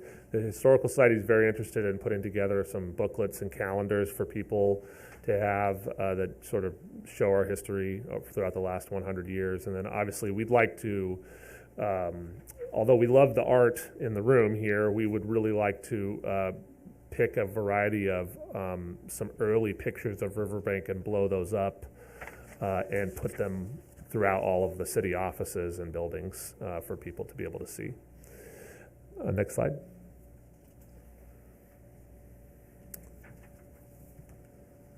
Okay, here's the swag. Okay, so keepsakes, we have coins, pins, you can keep going, Norma, hats, shirts, really anything you can wear, pretty much, shoes, any kind of, literally anything that we think people might be interested in showing a little pride in Riverbank, we're going to try to acquire, and some of it will be just giveaway stuff for the community, and other stuff we, will sell just at cost for, or slightly above cost to raise a little bit of funding for whatever nonprofit the council would like to push some of that money to in support of the centennial. The budget that's in front of you is really a best guess. What we did was, and I know that it looks like these are sort of random numbers picked out of thin air, but what we actually did was we went back and looked at some of the events we've done in the past, like the 50th anniversary of the museum, or certain wine and cheese events, or concert in the parks, and we extrapolated out what actual hard costs there were. And what we found was there really weren't that many for the scale of event, because vendors don't cost anything. They're going to come if there's going to be people. Carnival rides, for example, in that event, those folks typically will pay you to come because they charge a couple bucks for kids to ride the rides. And the remainder of it was, the hard costs of security, sanitation, all the rest of that. What I haven't built into here is staff time. Frankly, that would be really complicated depending on how much we're involved and how much volunteerism we end up getting. But we thought that a conservative estimate was in the $47,000, probably to $50,000 range if we're going to be covering all of these things. Obviously, we're going to do everything we can to have a quality event, but make sure that we're recovering what we can recover reasonably, and keeping it affordable. There are some communities, I can tell you, as I looked around on this, that have spent $100,000, $150,000, $200,000 on centennial events. So you could really go quite a bit further if you wanted to. And you go to next slide, Norma. And that's it. Thank you very much. And I can say that a big thank goes to Gabby. She has spent a lot of time on this and has done a lot of the coordination with the committee. And it's tough when you get into the room with 10 other people that are really passionate about something. As you all know, not everybody agrees, and you have to find ways to kind of make something work. So with all that said, this is for your feedback. And like I said, this is just a best guess idea, and anything you all like to tweak or change, great, because then we just know our direction and we move forward and start planning that first event immediately. I'd like to start off by saying I think we ought to give Gabby a hand of applause, because I know it's hard trying to work with a group, and I'm impressed and I'm ready to get started. So thank you, Gabby, and her team and the volunteers too. Thank you. I'll just make a quick comment. Yeah, I think Gabby did a great job. The Centennial Committee members did a really, really great job. A lot of this stuff I'm pretty excited about. I think that one of the things that might be a deal breaker, though, I don't know if we're going to be able to find a dunk tank that's tall enough for Sean. So other than that, it looks great, though. We've got one. I've got a comment. I would like to see something in there when the dancing that relates to the clubhouse, because we had a lot of very famous country singers back in the 50s, and it was just something to put Riverbank on the map, even though it was a rough and tough place. It had a big part of history with this town. Matter of fact, that's why they stopped dancing and didn't have it in the streets anymore. So I'd like to look at that. And the only other thing I see lacking, it would be nice if we could somehow put maybe one sporting event together, like a marathon or maybe a bicycle race, or I don't care, even a skateboard. Now that it's in the Olympics, contest or something. I don't know. I'd like to see something sports in there. That's all.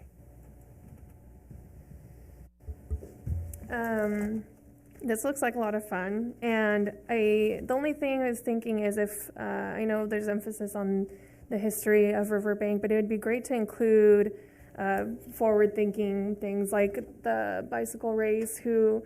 I've connected with someone who actually wants to host one next year. Love Riverbank is a continuing project in April. And I mean, it's just other aspects that, we've heard tonight about the green industry that we're supporting and just incorporating the youth into these events. So that would be great to see throughout all of these historical celebrations. Gabby, great job. I agree. Councilmember Hernandez, for your community event, Founders Day Carnival, if we could hold that in the afternoon, Earth Day in the morning, or Love Riverbank in the morning, that's going to happen on April 23rd. That will give you a set date and, move on from there. Memorial Day there, you could always add a community event. It's going to be the first time we've held a non-virtual one. That'd be, the third year. So hopefully we can have participation at the event and a follow-on community barbecue at the community park. That would be, it's not the biggest event, but it is a good event. One thing you didn't follow too is I know it's after our 100th, but it's within the year, is the cheese and wine. And I like to see that incorporated into the 100th just for logo's sake. It's not going to change the event. But what may change is that they have that dinner now, the night before. That could be a lot. It could be expanded and could bring in additional funding to help pay for the 100th. Of course, the greatest one that you forgot was the state of the city. Sure they would. And we could do that in March like we always do. The 17th is a great day that we could do that. But other than that, you did a great job. And I'm not criticizing. Yes? For the cheese and wine, you wanted to include it in the book?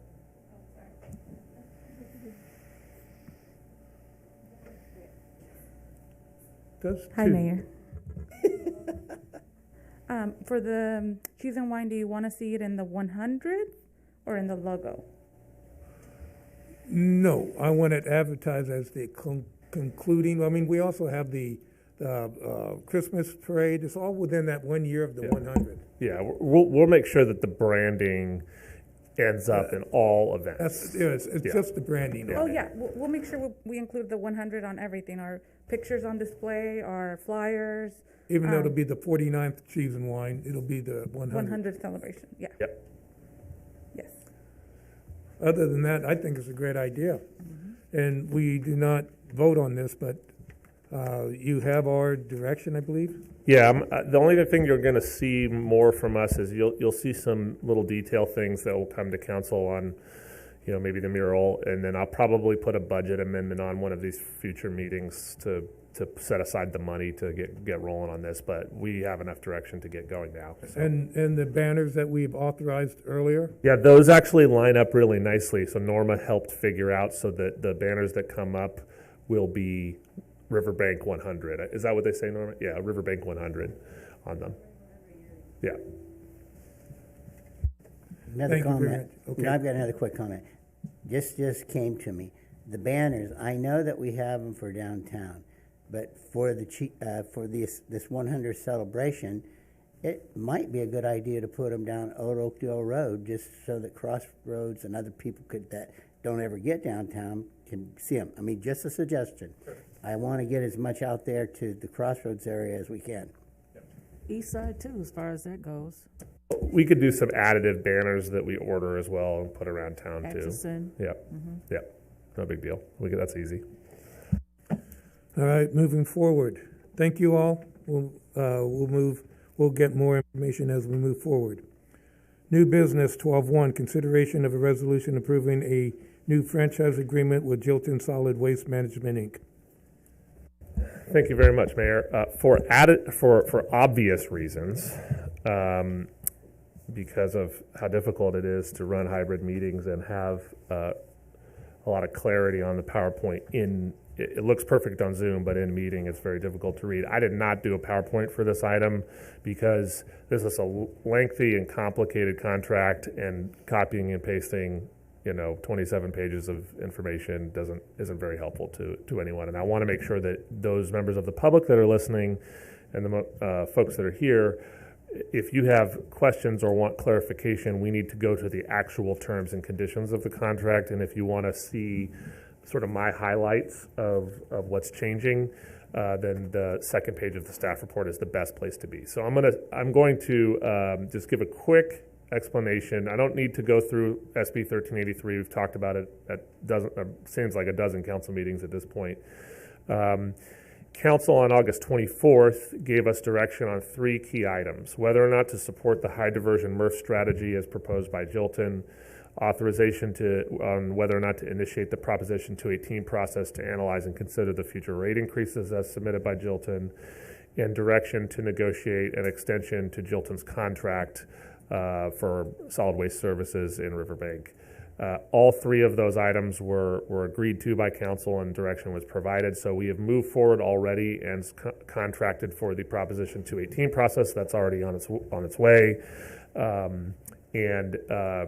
The Jilton team, along with myself and Maricela, sat down a couple times to discuss contract changes that they would like to seek primarily as a result of the change in everything as a result of SB 1383. So as it relates to the contract, what I also want to say is that what you would be approving this evening is not the rates. For members of the public that are listening at home, I know this is an important component. The council is not approving rates this evening. All you're approving is the contract for services. If the rates are adopted, they will be incorporated into this agreement. But these are business terms as it relates to Jilton's relationship with the city and the services they're providing. There are 4 key components I'm going to step through fairly quickly here. The first is we're changing a term. Jilton we have negotiated and has been requested that it is a 6-year term that would begin on January 1st of next year. The term automatically extends for an additional year beginning each January unless either the city or Jilton provide notice to terminate the agreement. So that means that if the council or Jilton at some point became dissatisfied with the agreement, it would give both Jilton and the city essentially a 5-year clock thereafter to figure out how to renegotiate it or part ways or whatever the decision was going to be. This is partially a result of the need by Jilton to ensure a long-term commitment with the city, given the level of investment they intend to carry out to achieve SB 1383 compliance on behalf of Riverbank. And then on the other side, what I worry about from a city manager perspective is that this is not what I feel with this council, but let's say in 10 years there's a new council and a rush decision is made to exit the contract. If you have a very short termination window, for a city, it does not give you adequate time to set up what can be a very complicated transition of duties. And that's a lengthy process and needs a number of years usually to complete. So that's term. Second is a change to the consumer price index. Jilton has requested that the previous cap under our current agreement is 2.5%. So if the CPI is 1%, Riverbank pays 1%. If the CPI is 2%, we pay 2%. If the CPI is 4%, we pay 2.5%. It never goes higher than 2.5%. The CPI, Jilton has a request that ceiling be raised to 5%, and we've kind of negotiated that at the table. There are two CPIs that are available typically for our regional use. We had a little discussion at the table as to whether we should continue to use the San Francisco, Oakland, Hayward CPI, which is the one that we're currently using under our contract, or whether we should use the West Urban CPI. We actually did a little analysis of that, and Maricela provided some data that basically shows that over the last roughly 10 years, about 7 of those years, the Bay Area CPI adjustment has actually been lower than the West Urban. And so it probably is to the city's advantage to continue along with that CPI.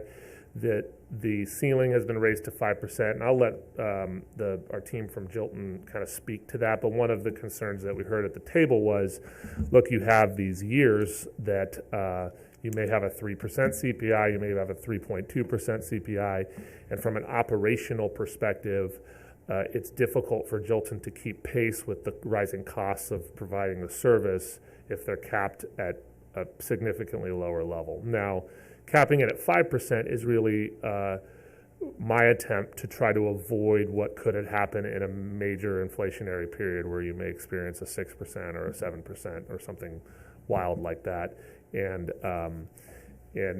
But we're not seeing over the past, just so you're aware, over the past 10 years in the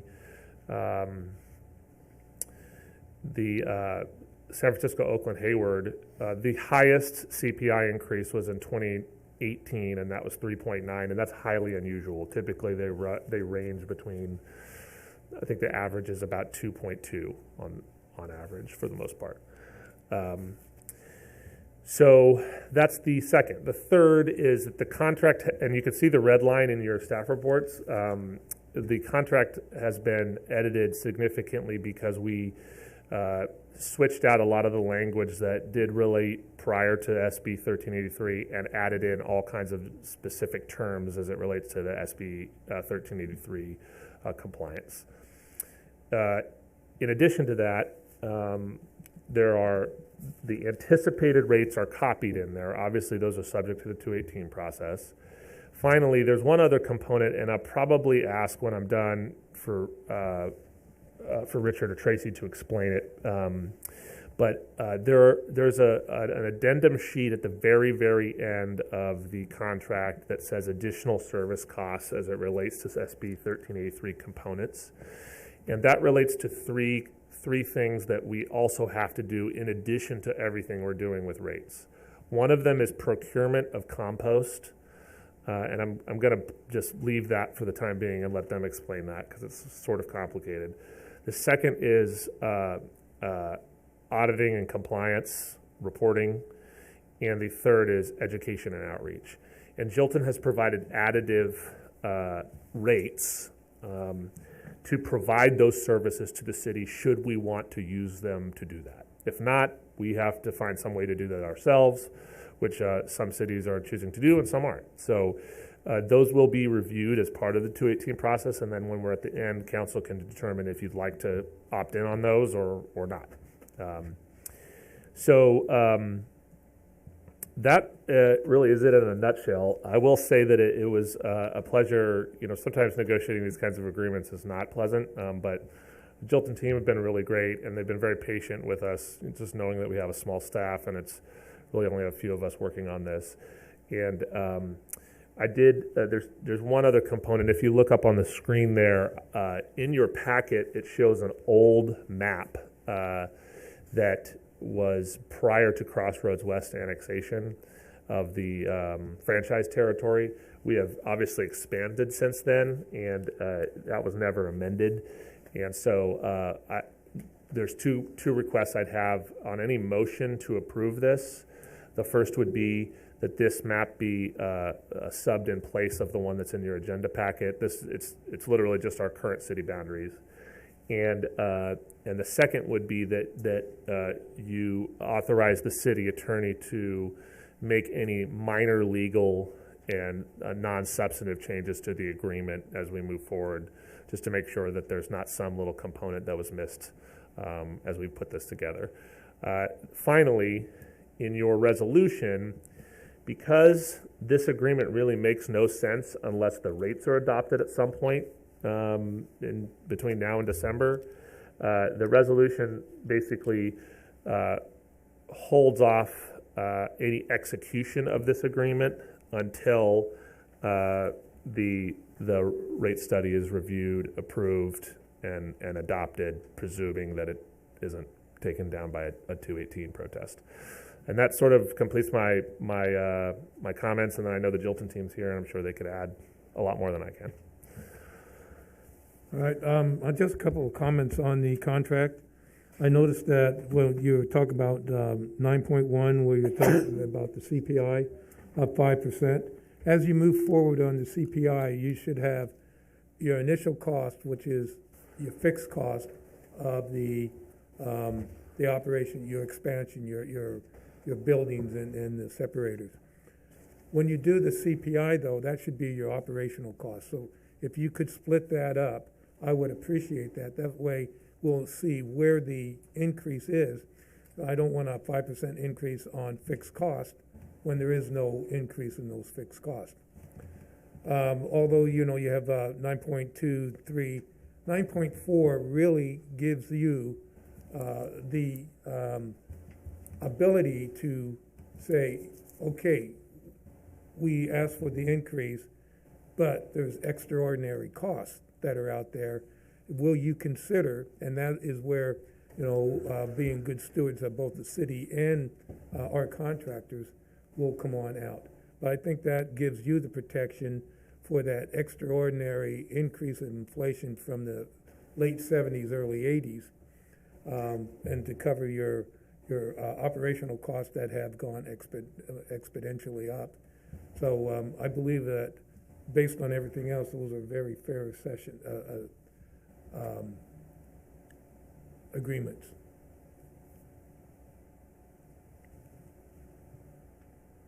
And that's exactly how we view it. It's operational. The CPI is going to go to, the initial cost is not going to get applied because it's already basically set. So the operational things is what you're going to see the CPI attached to. And then, I don't know if I can add too much. I have to agree that the staff came along and educated themselves and picked this all up, and I can't find much fault in what Sean had said. I mean, he talked a little bit about the menu. That was one of the things that kind of came out after our first initial presentations and kind of putting this thing all together. We went pretty much, well, not pretty much, we did line by line the 171 page that Cal Recycle put out on all the things that have to be done and the mandates that have to be performed for SB 1383. And we go, whoa, there's some things in here like the procurement of the compost that we didn't, okay, how we're going to deal with this, what are we going to do? I mean, and they have a slide scale, and so I have to apologize to you. The meeting we had, I underquoted you quite a bit on that. I know you've been informed that it was a different number, but we went back and looked at the calculator, and I go, oh man, we are off about maybe 700-800 tons of material that the city's got to procure according to the state's calculator. So, but what we did is we said, okay, all that cost of doing that was already in that original price structure that we gave, but now we got to get this material into your hands, and so it's basically the cost you're going to see on that menu is transportation from the compost facility to wherever location you want it to do. But once again, it's one of those mandates that we aren't saying, it's what the state says each city has to do with this procurement stuff. So I can't remember what it was, like 12 cents or something a month Or was it more?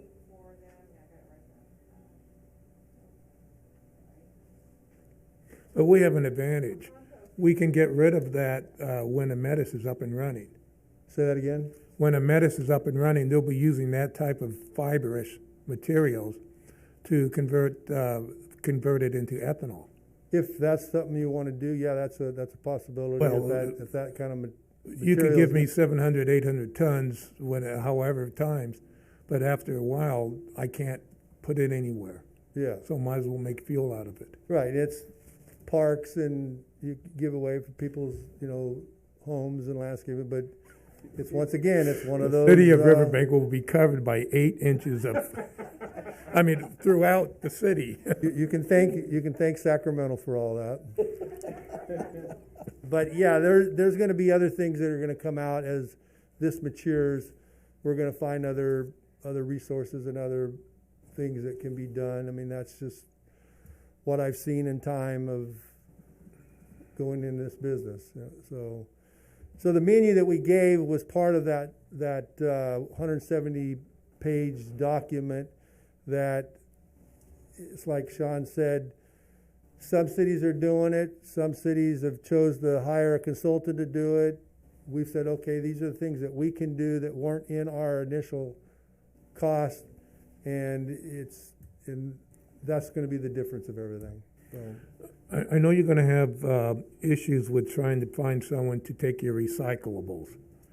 One of the things, if you can get together with Circulus to find out what type of plastics they're recycling, that you could separate that out specifically, and that way that'll lower your cost for trying to find the recycling. Right. Because the state is saying, now that you have this separated, find someone to take it off your hands. And right. That's going to be difficult with the all the other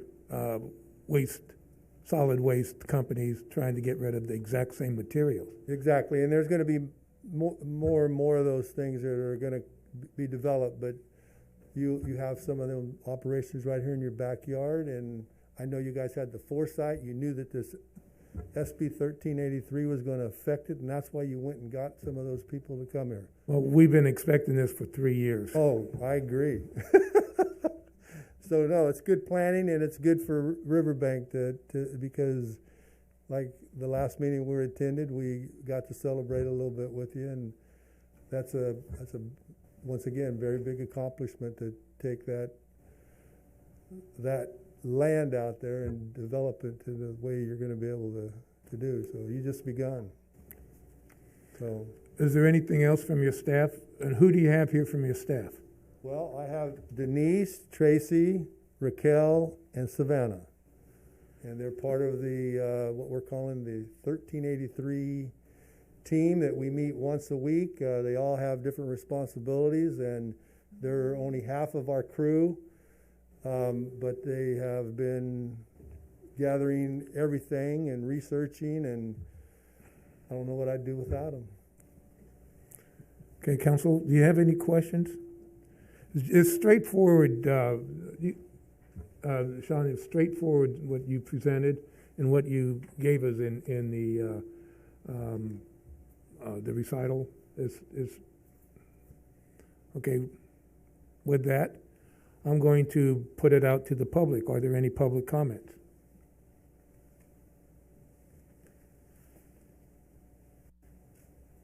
There is no one wishing to speak. Okay, thank you. I'm going to bring it back to the council for consideration. So I'll make a motion to approve item 12.1 with the addition of the map being subbed into place, and the second one authorizing the attorney for minor changes in the agreement. Okay, and with the addition of fees at a later time. Okay. I'll second. Okay, we have a motion to approve item 12.1 as modified by the Vice Mayor, second by Councilmember Hernandez. Roll call, please. Council members Barbara Martinez, Yes. Campbell, Yes. Hernandez, Yes.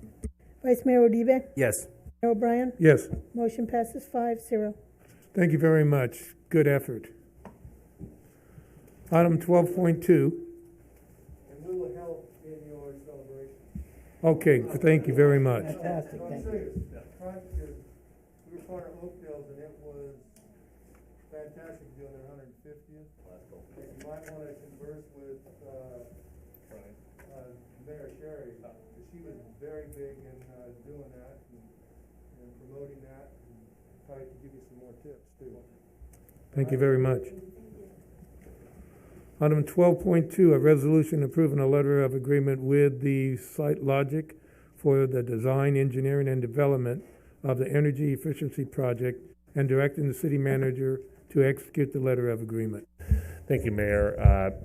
So at the most recent strategic planning session, the council expressed a desire to continue forward with energy efficiency projects and microgrid projects. And as I mentioned last time, we've looked into this many times over my time here and really didn't find a partner that was bringing us the kind of project we had asked for until Jessica and PsychLogic came along.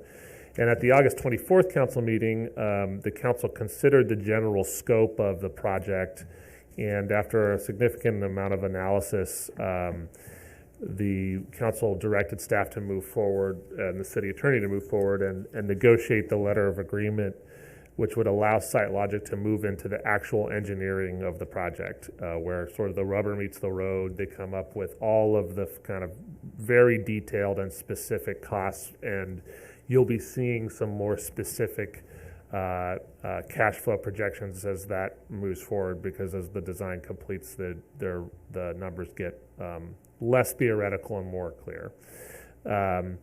The LOA, the letter of agreement, would commit the city to a partial exposure of $82,500 within the design process based on the conditions if the city decides not to move forward with the project, assuming design is completed without significant project engineering or financial concerns. So as I've talked about it with Jessica, what this is designed to do is not have a city tell SiteLogic, yes, let's move forward with it. You spend a lot of money on designing this, and then for no reason other than they just don't want to do the project, not a financial reason or otherwise, they decide to pull the rug out from under them at the last minute. It's a little bit of a protection for SiteLogic, and we feel it's generally reasonable, given that we've analyzed that it is going to make sense at some level, depending on how the council decides to finance the project.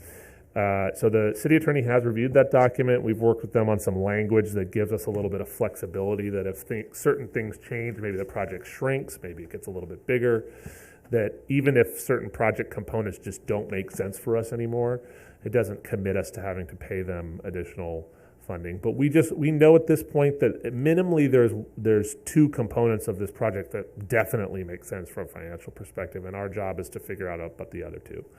So what if this agreement is approved? SiteLogic will commence with design. At the same time, we are going to start working with bond consultants on financing options for council consideration at a future date.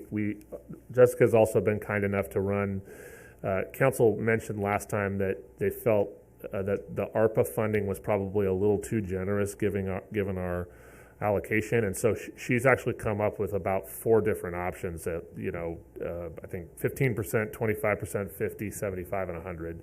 And there's a few there in the 50 to the 25 to 50 cash flow ranges that still look pretty good. Even at no ARPA funding, your financial savings over the life of the project is about roughly 6.6 million. If you fund as much as you can with some of the ARPA money, you save almost $12 million. So there's a range in there, and it'll be our job to come back to you and find a sweet spot that you feel comfortable with.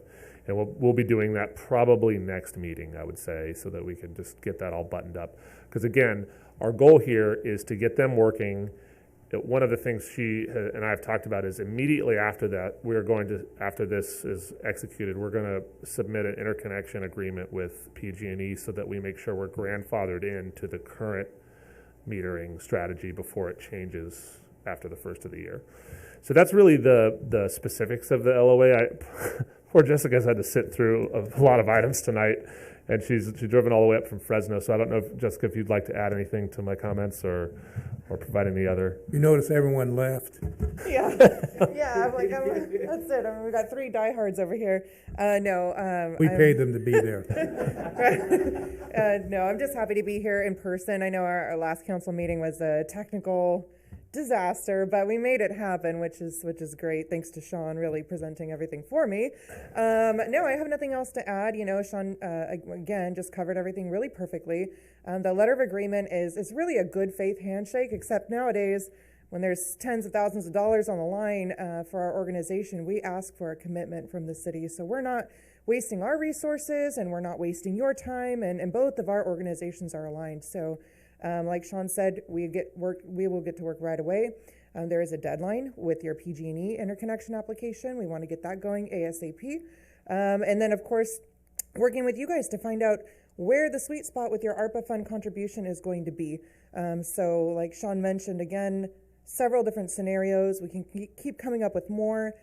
And then, of course, after the LOA is signed, we're also going to be doing more investigating into standalone solar-powered streetlights, more battery storage, microgrids, things like that. So once we have that commitment, it really allows us to put it forth all of our resources, right, to make this project exactly what the city wants.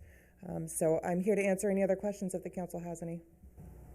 I don't have a question, but I'm glad you mentioned the standalone. Of course. Because I've talked to Sean many times about where we need lighting, and at the Scout Hall is the main one right now. And some of our parks are dark too. So just projects like that I'm interested in. And do you have a team that will go around surveying our lights and where we need them? We sure do. We have our whole lighting division that will come out and do a thorough and extensive audit. And then we would definitely want to work with the council, maybe, I don't know, Sean, maybe even form a special committee of interested council members that want to have their specific input in where these standalone streetlights go. I'll be honest, they're not cheap, but it is cheaper than asking PG&E to come in and run infrastructure to that location. So certainly we always want to take a conservative approach, right? But safety for your community members is important, I'm sure, to all of you. Cameras to those lights, say, around the parks? I would say so. I mean, of course, they're going to have power. Now, when we're looking at cameras, there's going to be a little bit more power needed, so they may have to kind of upgrade the pole or the battery life in that pole to be able to withstand that so the camera doesn't go down. But I don't know. I always think of cameras, I want something hardwired, right? So perhaps there's a hardwired street light nearby where a camera could be installed, but it's definitely something we can look into. Yeah. Thank you. And you mentioned electric charging stations? Yeah, of course. I didn't Thank hear you for reminding me. Yes, EV charging stations, of course. That's kind of a no-brainer, right? Wherever City Council wants those EV charging stations, and there's different kind of options with those too. If you want to have them free to the public, if you want to have them, have to charge for that electricity, that's also at the pleasure of the council. Okay. Nothing other than the recent fire in Sonora was one thing that kind of hit close to home. And if that would have expanded, people would have had a need to go somewhere. And with this type of a microgrid at the community center, we could take care of people from outside our community and within our community for 24 hours a day. So that is something that I'm interested in. I'm sure the whole council is interested in. Yes. You know that when you mentioned that at the council meeting, 3 days later was when that happened. I know. I didn't say it again tonight. Okay, thank you. Are there any public comments? Mayor, there is no one wishing to speak. Jessica, thank you very much. I bring it back to the council for consideration. I make a motion we approve item 12.2. I'll second it. I have a motion by Councilmember Barbara Martinez and second by Councilmember Campbell. Roll call, please. Council members Barbara Martinez. Yes. Campbell. Yes. Hernandez. Yes. Vice Mayor Uribe. Yes. Mayor O'Brien. Yes. Motion passes 5-0. Item 12.3, Fleet Management Services discussion and consideration of the following options.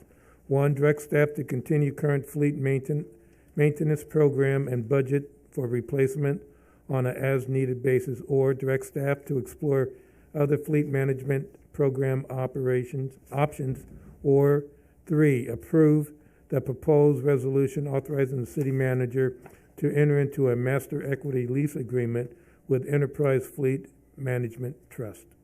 Thank you very much, Mayor. So as council's well aware, we've had a really difficult and looming decision about what to do with our CNG fleet.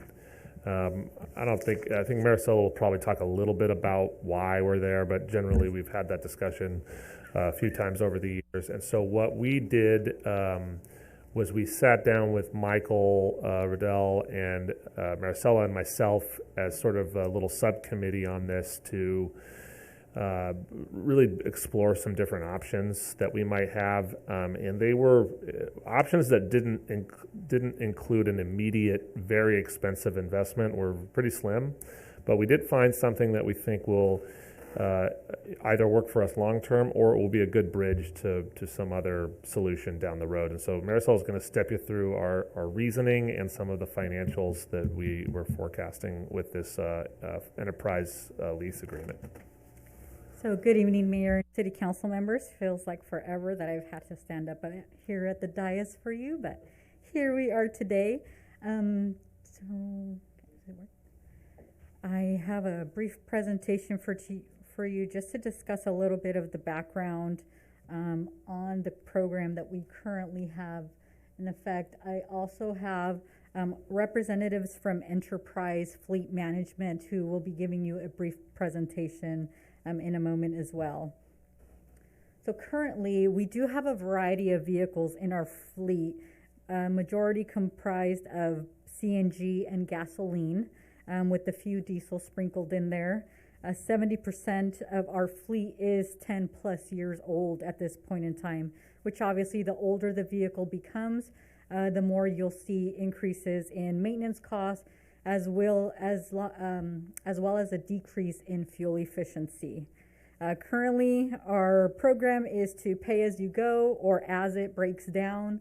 That is our philosophy, and we go ahead and budget funds for those programs.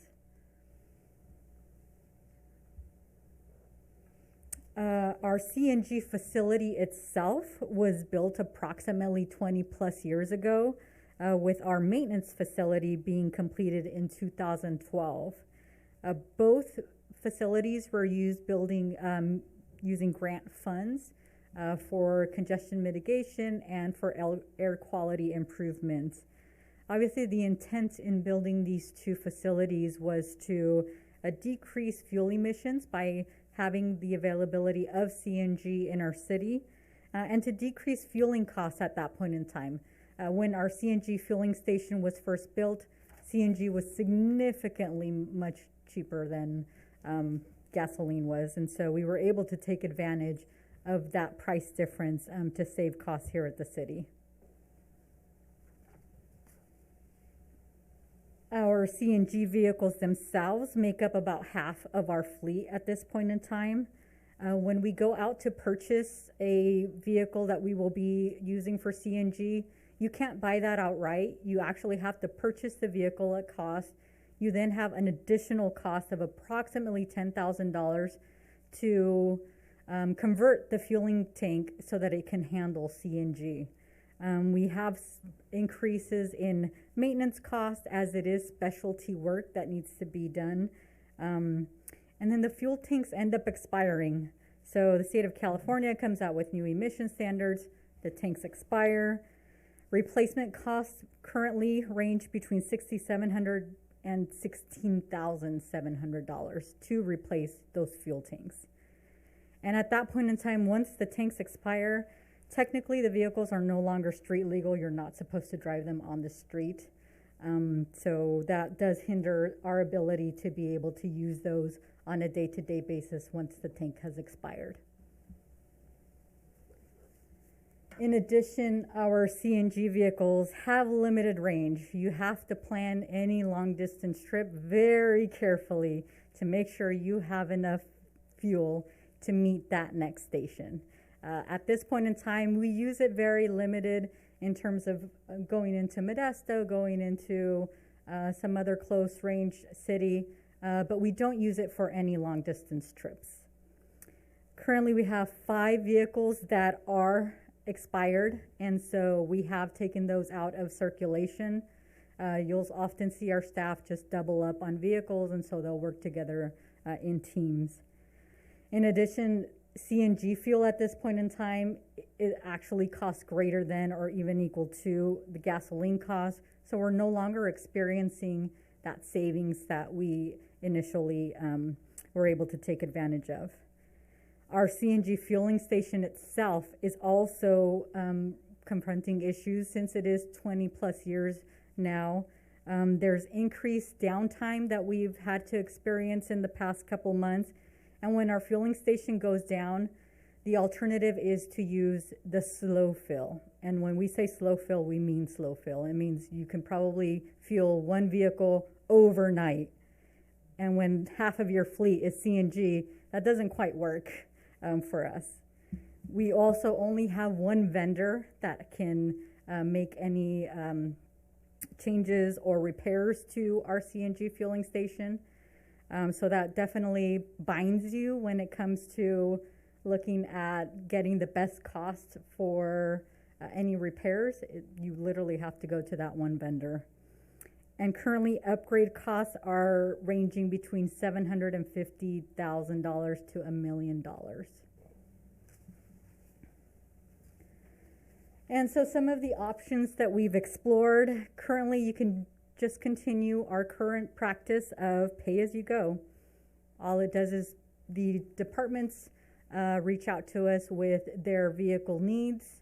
Our city mechanic also has input regarding vehicles that need to now be cycled out because the maintenance has become much more extraordinary than the purchase of a new vehicle.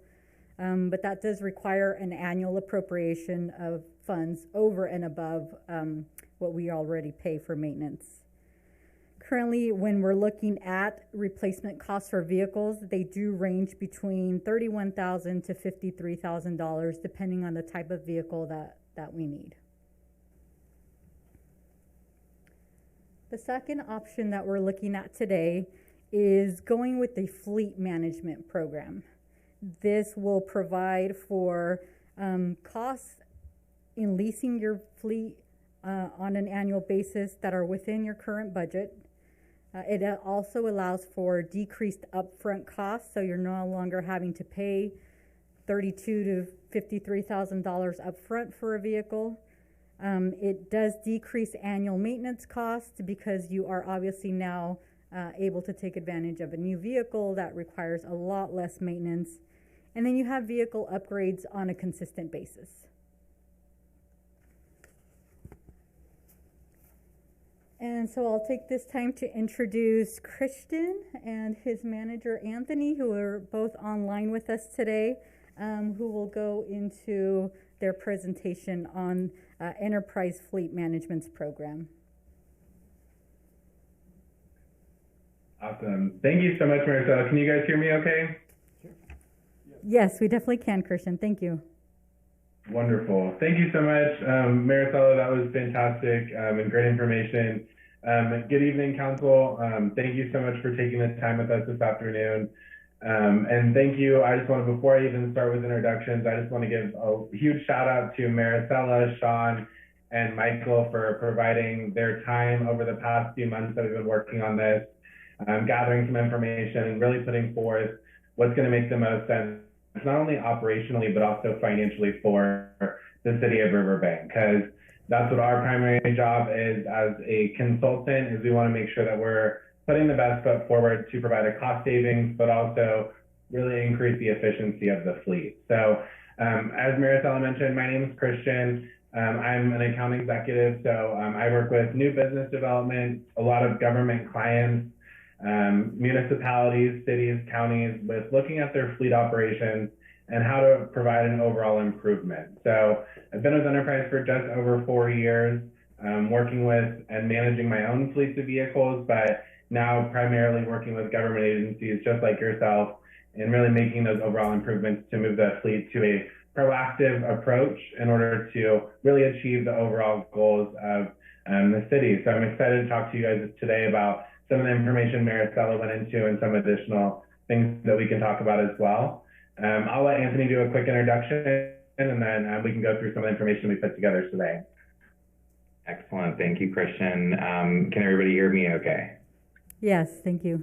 Good. Okay, fantastic. Thank you, Christian, and thank you, Marcella. Good evening, ladies and gentlemen of the council. As Christian had said, my name is Anthony Emlin. I'm the area sales manager of our operations, so I oversee our entire territory, which goes from the Oregon border all the way down to the Bakersfield area. I've been with the company for going on 10 years now. I actually relocated out here from the Philadelphia market just over a year ago. Really, my role for being on the meeting is to help support Christian and offer any insights or any questions that you may have.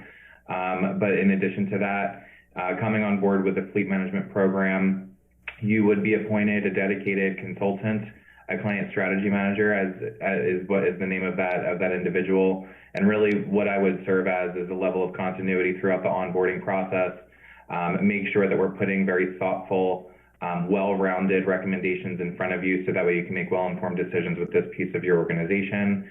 I'm going to primarily let Christian take lead on the material we'll be reviewing today. But if there is any questions or any other insights that I can offer, I'll certainly make myself available to do so. Awesome. Thanks so much, Anthony. If we can go to the next slide, that would be fantastic, please.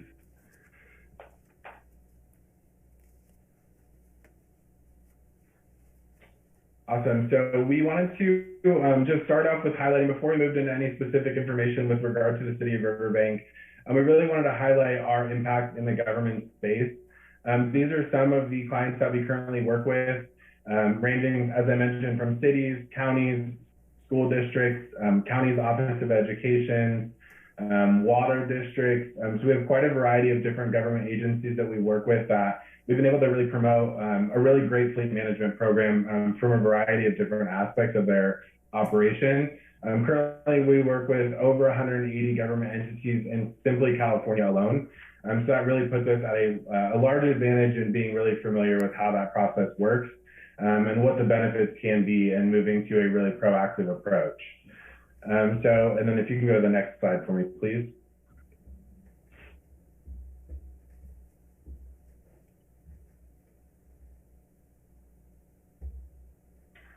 Awesome. So what this slide is really going into is the overarching approach for enterprise fleet management, how we really look to operate the fleet. So as we're all familiar, when you purchase a vehicle, buying a brand new vehicle, depreciation does drop relatively quickly. So you can see that here in this orange line. Fuel starts relatively low as you acquire the vehicle and then does slowly increase over a period of time. As Maricela said, with the CNG vehicles, fuel is similar in that way, where the vehicle is not going to be as efficient throughout its useful life. And then going into also the maintenance expense. Maintenance is going to start relatively low in a brand new vehicle and is going to continue to go up over time. So really what we're looking at as enterprise fleet management as a consultant is the overall total cost of ownership. Really, what is that vehicle costing you from the day that you buy it through the day that the vehicle is sold? And how we do that is we look at these three major cost buckets, which make up 70 to 80% of the overall total cost of the vehicle. So that's where we try to reduce those expenses when it comes to operation and depreciation by locating this optimal time to replace the vehicle. And that's where this gray circle here is lined out, where those three lines intersect. So that is speaking on that is going to be a little bit different for each individual vehicle type. As the fleet stands today, as Maricela mentioned, there's some half-ton pickup trucks, some three-quarter-ton pickup trucks. So those are going to be different based on application, mileage, the engine type. So we were looking at a few diesel vehicles as well. So that does differ in that timeline for those individual vehicles. And I think you might be able to click the button one more time where it'll bring up one more box. Perfect. So the optimal time to replace is where we're looking to move the fleet today. This black box over here is the current government window. The majority of our clients, Riverbank is not unique in the way that the majority of government entities before working with us were replacing their vehicles within this black square. So as you can see, depreciation has depreciated the vehicle very, very low. So there's really limited replacement value not any equity within the vehicle. And then also maintenance has started to increase quite a bit, and same thing with fuel. The fuel cost over that period of time is continually going up. So that's where we're trying to move that into a more proactive place in order to reduce those overall expenses. And then you can go to the next slide, please.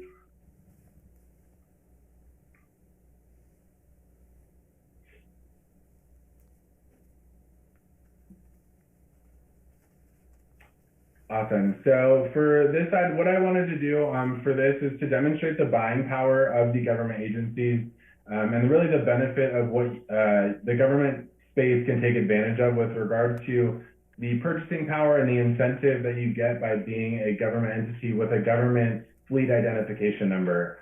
So this, for example, is a 2021 Super Duty. So that's a Ford F-250. It's an XL, it's their base model.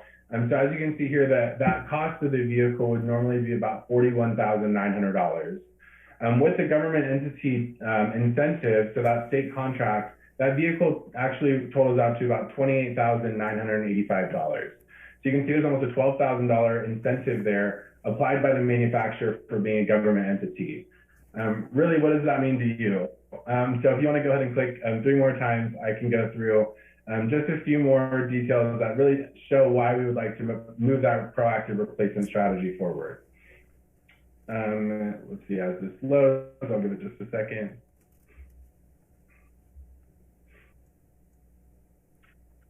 Wonderful. So as you can see here, this shows that 2021. So if we look into 1 year forward, so it's 2022. So if we got this vehicle landed in this month of September, if we look to sell that vehicle in 12 months from today with about 10,000 miles on it, that sale price would actually be $33,400. So there would be a negative cash outlay on that vehicle. So you paid just under $29,000 for it, and now we're selling that vehicle for $33,400. So that you would have a negative cash outlay on that vehicle of just over $4,400. Same goes for in year 2, just over 20,000 miles. So still going that 10,000 mile a year pattern, selling that vehicle again for $30,300. Moving that negative cash outlay again to just over $1,300. So that's really what we're looking to do, is move on each individual vehicle to that proactive replacement plan to capitalize on that equity of the resale of that vehicle. And if I can add here too, Christian, ladies and gentlemen of the council, this is an illustration of how we're strategic in our approach. Not by any means are we saying that every single vehicle would it make sense to replace it after 1 year with 10,000 miles on it. However, we are approaching a lot of our clients today and letting them know, hey, based off of the resale environment today and also the current unique situation with such low supply and an increase in demand for used vehicles that are just partly used, you're actually able to sell the vehicle for more than you paid for it, making it a revenue generator for you. You know, let's look at this. That's part of what you get with our program, and that's part of what you get when you have a client strategy manager who approaches you with a proactive plan and says, you know, let's take a look at ways that we could save you money and maybe even provide you with a revenue stream. Because to Christian's point, you are in a unique position where your purchasing power is there, and we do have, you know, a sister company that's a rental company that is behind us with 2.1 million vehicles on the road, where we have a lot of data at our exposure to be able to truly benchmark what is the optimal time to replace this vehicle based off of a variety of factors pertaining to the marketplace. And I put that out there because we obviously know specifically with government agencies, there's going to be other applications out there, such as you know, pursuit vehicles or vehicles that have heavy aftermarket on them. Those are going to have a different replacement timing, but this is an illustration to show, you know, what some of the ways that we can bring expertise to your organization. Awesome. Thank you so much, Anthony. Definitely well said. And as you mentioned, this is just demonstrating with this particular vehicle, again, what that opportunity may look like. So I know I've discussed with Maricela, Michael, and Sean, and we've looked at different replacement timelines for the vehicles that we've discussed in the past. So like I mentioned, some of them half-ton trucks, 3/4-ton trucks, and some larger trucks as well that have some aftermarket with a different body, such as a flatbed, a service utility body. So those are going to run on a different replacement timeline. So definitely something that we look heavily into as well. If you want to go to the next slide, please.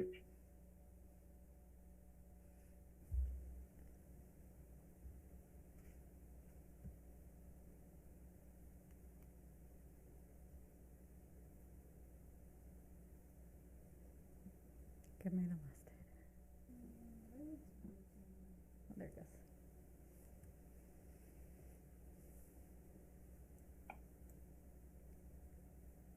Thank you so much. So I won't go into every specific line here because I know Maricela touched on some of this information as well. Just this is reviewing some of the negative impacts of the fleet as it stands today. So highlighting age, a lot of the vehicles are standing 10 years or older, average about 13.3 years. As we had discussed, fuel maintenance costs. The downtime is a huge one as well. We really want to impact the efficiency of your vehicles that are out in the field. Maricela said potentially some teams are doubling up in order to accomplish some tasks throughout their day.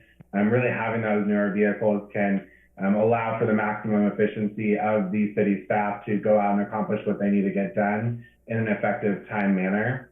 Really largely as well, we wanted to touch on the safety standard equipment, which I'll actually highlight specifically in a few slides here. But most importantly, I know a large impact is going to be financially. So over a 10-year period, we know that budgets with government do look to project out as far as possible. So we did put together the 10-year model, which is on that synopsis that we had sent over. That does represent a savings of just over $415,000 over that 10-year period. And then also a sustainable savings moving forward after that 10-year period to the current budget of $47,000 annually. Next slide, please.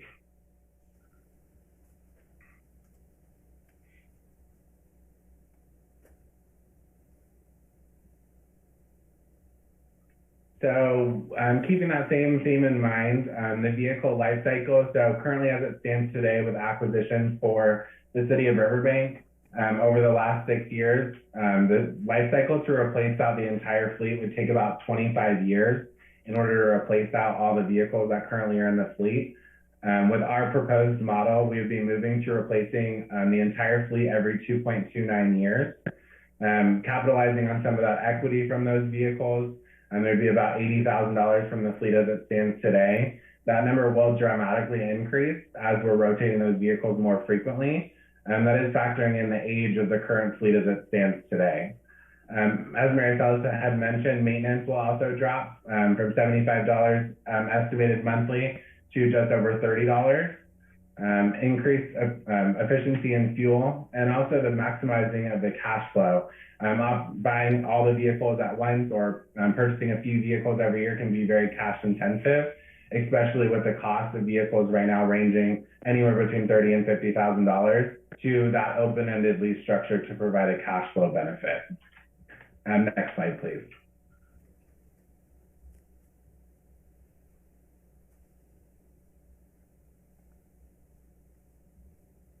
So something that I know is very important to a lot of our government entities is the safety of their staff that's out in the field. That's something that we look at very important as well, and wanted to bring these numbers to your attention. 22 vehicles currently predate anti-lock brake standardization. That became standard in 2007. Most importantly are these next two numbers here. 32 of the vehicles predate electronic stability control, which is one of the largest safety features that was implemented in 2012 that comes standard on every vehicle, which is a primary safety feature that is compared next to the seatbelt as the most important safety feature that's been put into an automobile over the last 20 or 30 years. Also, 42 vehicles do predate standardization of the backup camera, which became standard in vehicles in 2018. Next slide, please.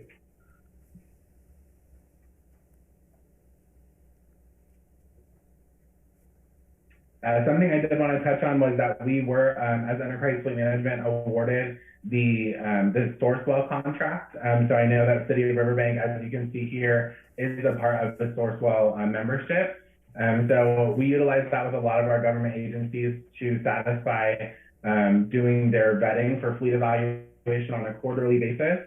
As Anthony had mentioned with the client strategy manager, to make sure that we're providing the options for all the manufacturers. So for Ford, GM, Ram, Nissan, Toyota, depending on the vehicle type, so we can compare acquisition costs, but also overall operational costs to make sure that we're consistently evaluating the financial impacts to the city as it stands overall with new fleet acquisitions, but also with the current fleet as it stands today. Next slide, please.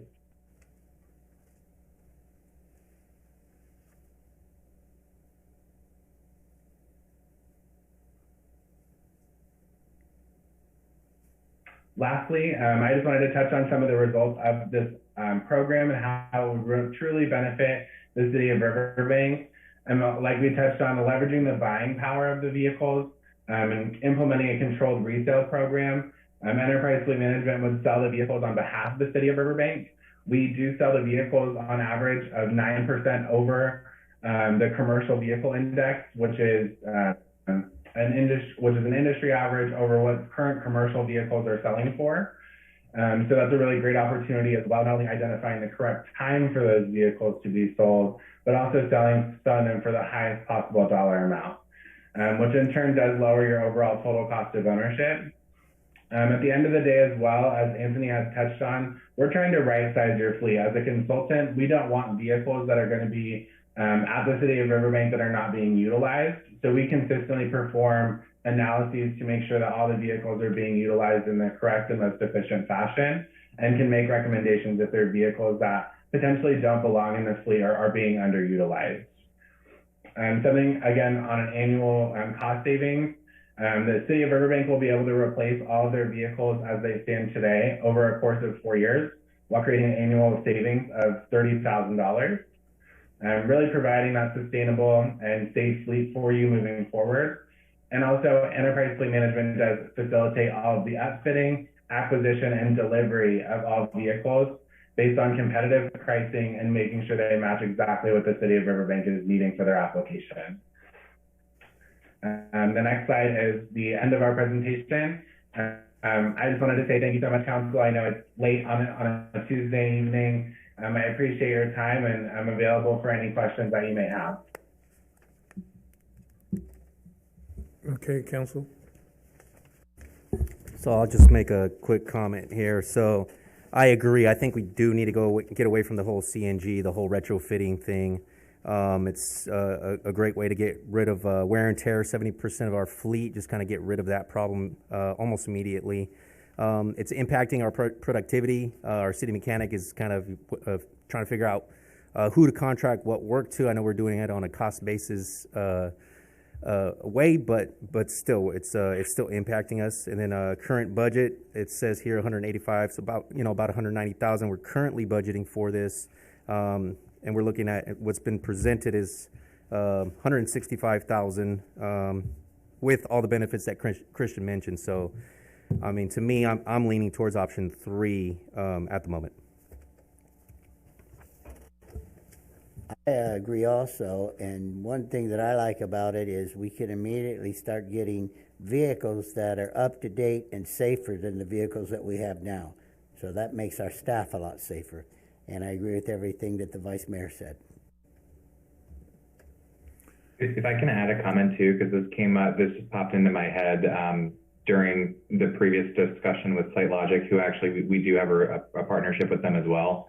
You had mentioned charging stations in the city. This is also a great opportunity as the industry is moving towards electrifying vehicles to possibly add some electrification into the fleet as well.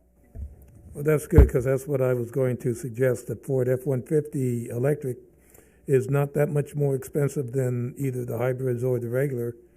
And although it has a 300-mile range if you have the extended battery, its towing capacity is 10,000 pounds. So that is significant compared to a lot of the other electric or hybrid vehicles. And I know the F-250 is a hybrid capability right now with a plug-in version coming down.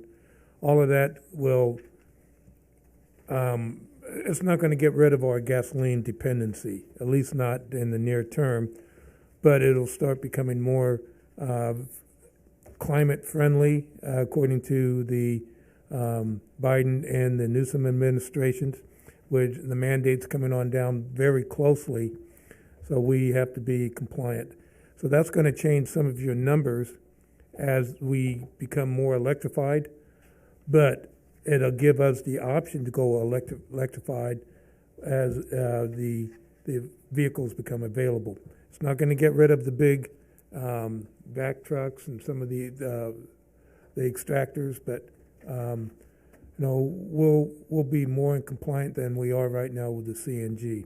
So I'm moving towards option 3, as long as we maintain the openness for electric vehicles.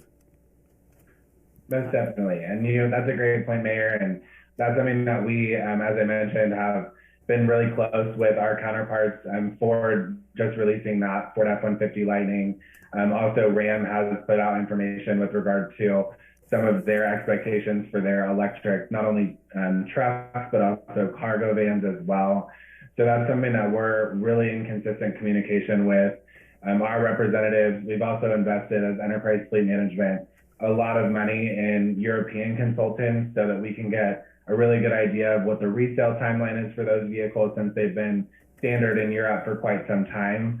So that's something that Enterprise Fleet Management as a company has invested a lot of money in to make sure that we can get the best understanding to put forth recommendations to our clients that'll make the most sense, both financially and operationally. So that's something that we're more than capable of doing and are really excited about the future and the electrification of vehicles. So that's something that we would definitely be able to put together analysis going forward over the next 12 to 18 months as those vehicles become a little bit more predominant in the market, to really evaluate what that true cost to own is and start to evaluate the ordering of those vehicles. Obviously, along, as Anthony had mentioned, with infrastructure to make sure that everything is in line with exactly what you guys need. So we are more than happy to do that and are really excited about that as well. Thank you.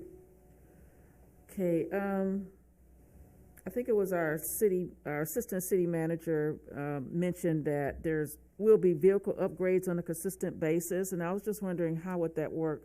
Because when you lease a vehicle, it's by mileage usually, right? You guesstimate how many miles. And I just wanted to know, is this going to pretty much work the same way as far as mileage? And if it is, what happens when we go over?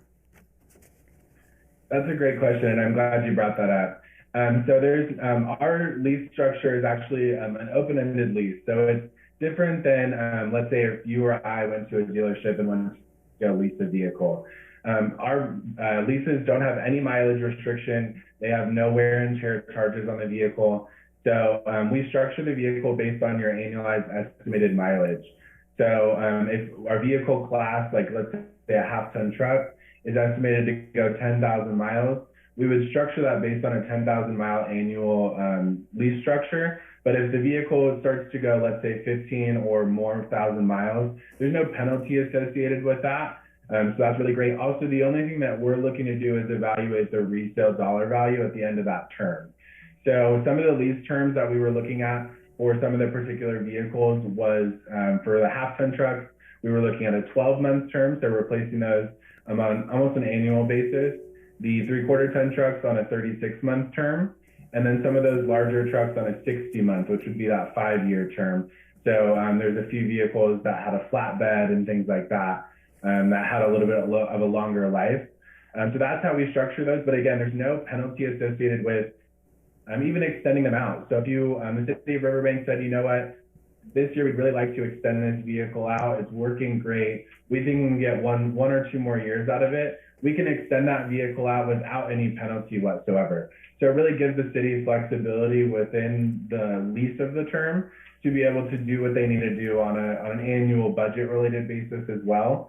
Same goes for if you wanted to replace it a little bit sooner. As Anthony had mentioned, if the market's really great, we'll come to the city and to the city council and to Michael and look at what's going to be the overall cost to operate that vehicle for another year. It's a cost going forward analysis that we utilize. And also, what would it be to replace that vehicle right now? So you can also have the flexibility to replace that vehicle sooner if needed. So it gives a lot of flexibility in there as well. Yeah, and in its simplest term, it's a financing structure. So it's essentially a finance that's flowed to a residual. So you're not paying off the entire vehicle throughout the course of it being in service. adding that cash flow benefit. So if it's a $25,000 vehicle, we're gonna depreciate it down to $5,000, knowing we could sell it in, call it 3 years for $15,000.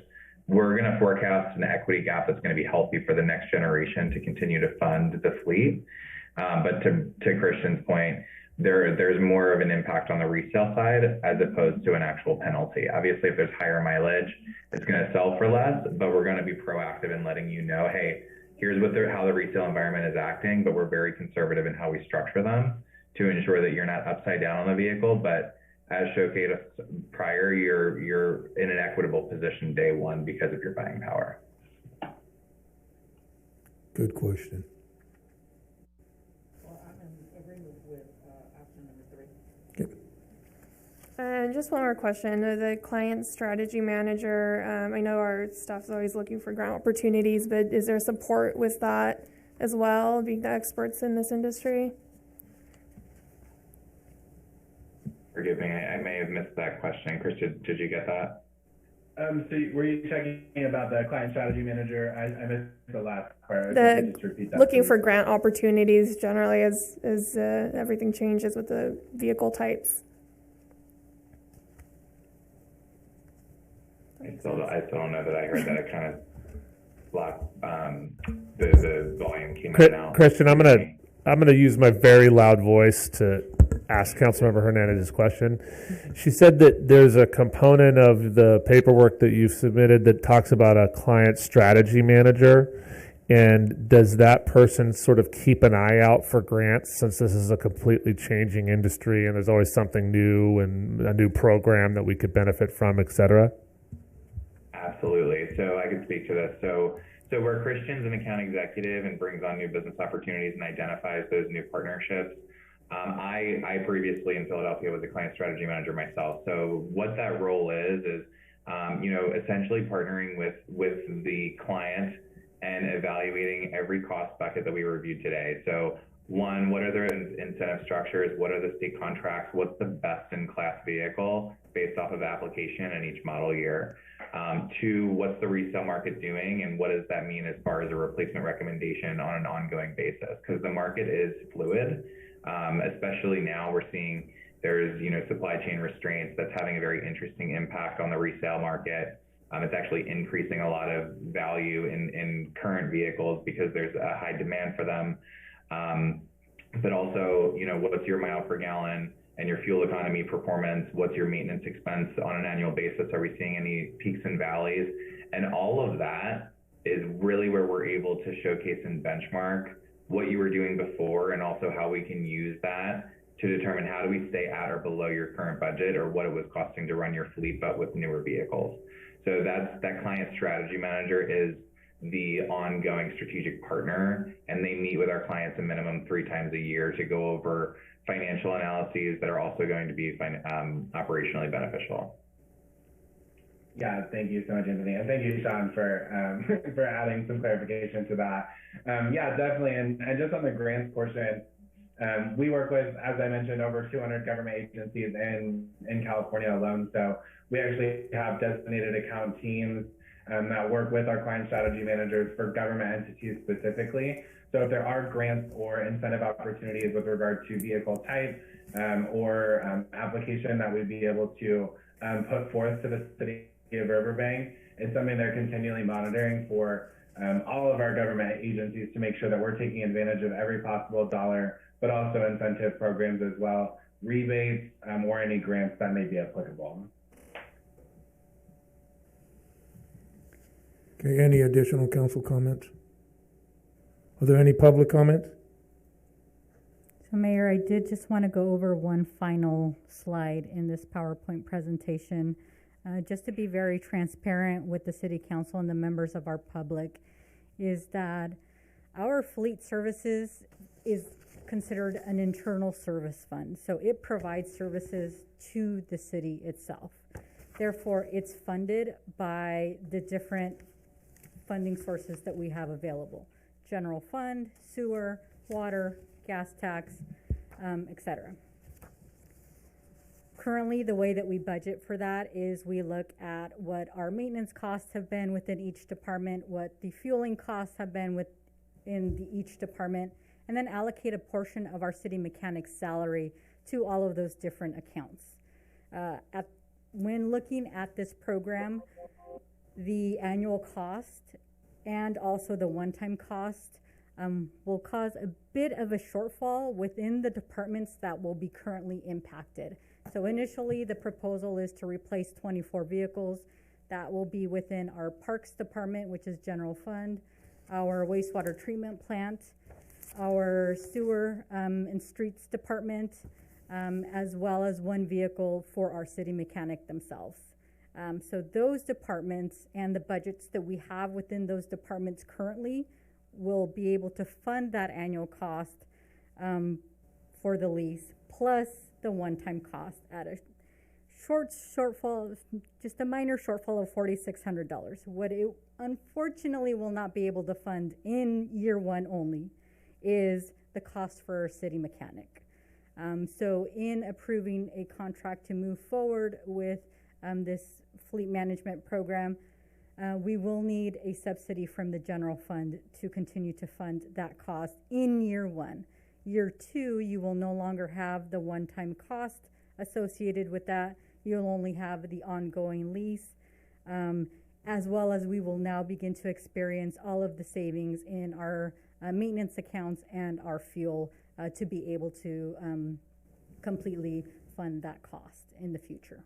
Once we replace all the vehicles and there's very little maintenance to go along with it, what do we do with our maintenance? Oh, trust me, there is a lot that needs to be done. Okay. He just not only oversees our fleet, he also oversees the maintenance of a lot of our equipment that we have out there for all of our divisions.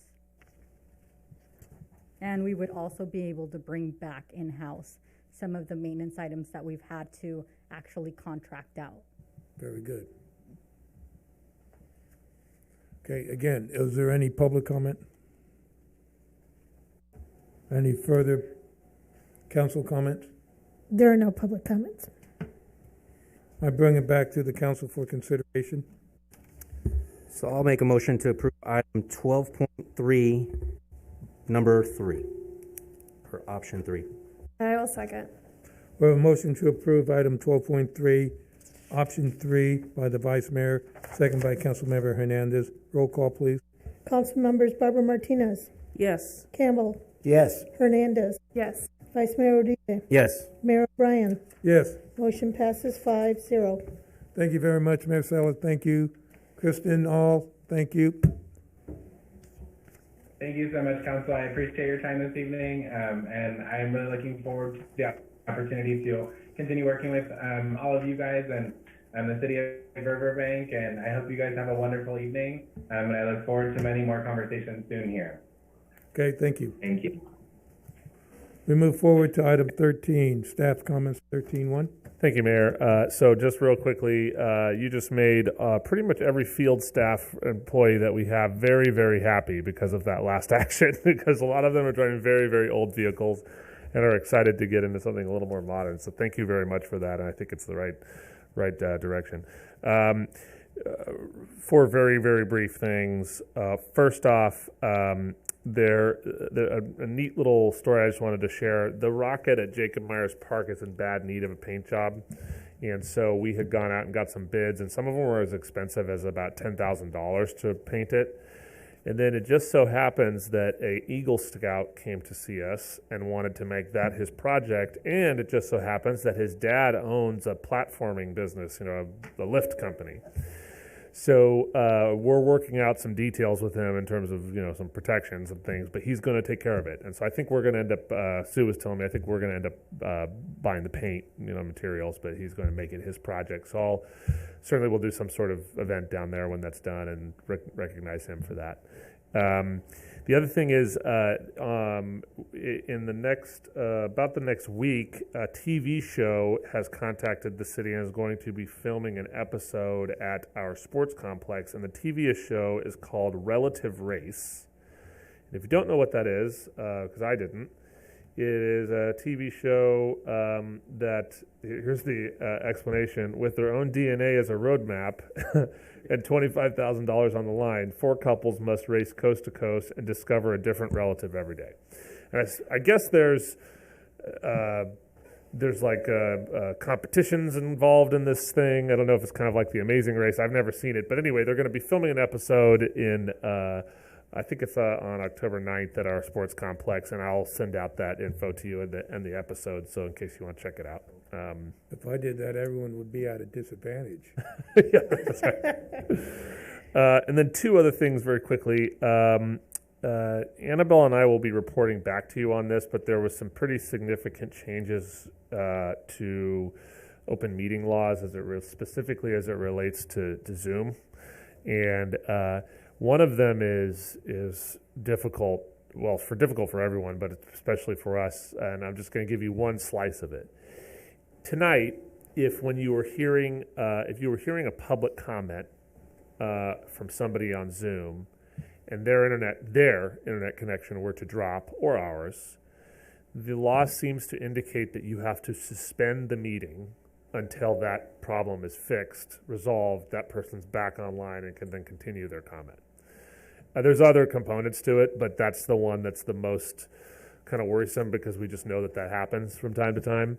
But and there's some other components about the council is going to have to, on a fairly regular basis, I think monthly, right, Annabelle? Yes. Basically re-verify that you're going to continue to offer Zoom as an option for folks.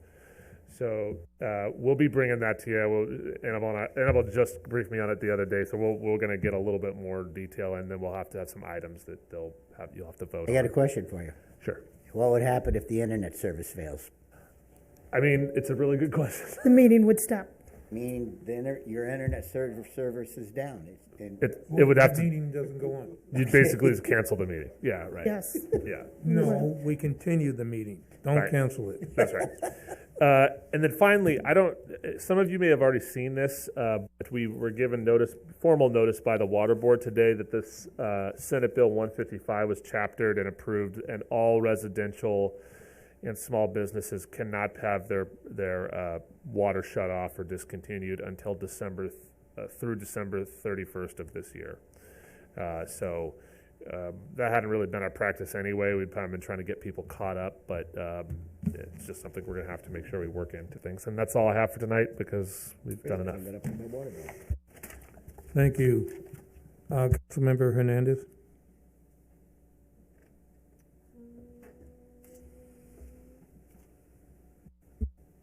I don't have any updates. Just want to say thank you to staff and council for showing me the ropes during this last conference. It was a good time and a lot of networking. Thank you, Councilmember Campbell. I'd just like to thank everybody that was involved with the farmers market. I think it went very well the times that I visited it this year, and it was several times. And I think they did a wonderful job for our first time, and I hope it continues next year. And likewise, I think the Centennial Committee, along with Gabby, did a great job and came up with a lot of good ideas. And just remember, it's getting dark earlier, so drive carefully. Thank you. Thank you, Councilmember Barbara Martinez. Reporting back to everyone, because I was your voting delegate at the 2021 General Assembly business meeting. So I'm giving you a report. There was a presentation of the bylaws amendments, and it was to change the name, well, a couple of things. Change the name to Cal Cities, number one, and also they wanted to include the diverse caucuses groups to make sure that they were considered for the board of Cal Cities. And then for resolution number 1, which was for the online sales tax equity, it was approved. And resolution number 2 for securing railroad property maintenance, that also was approved. And we didn't get out of there until almost 3 o'clock in the afternoon.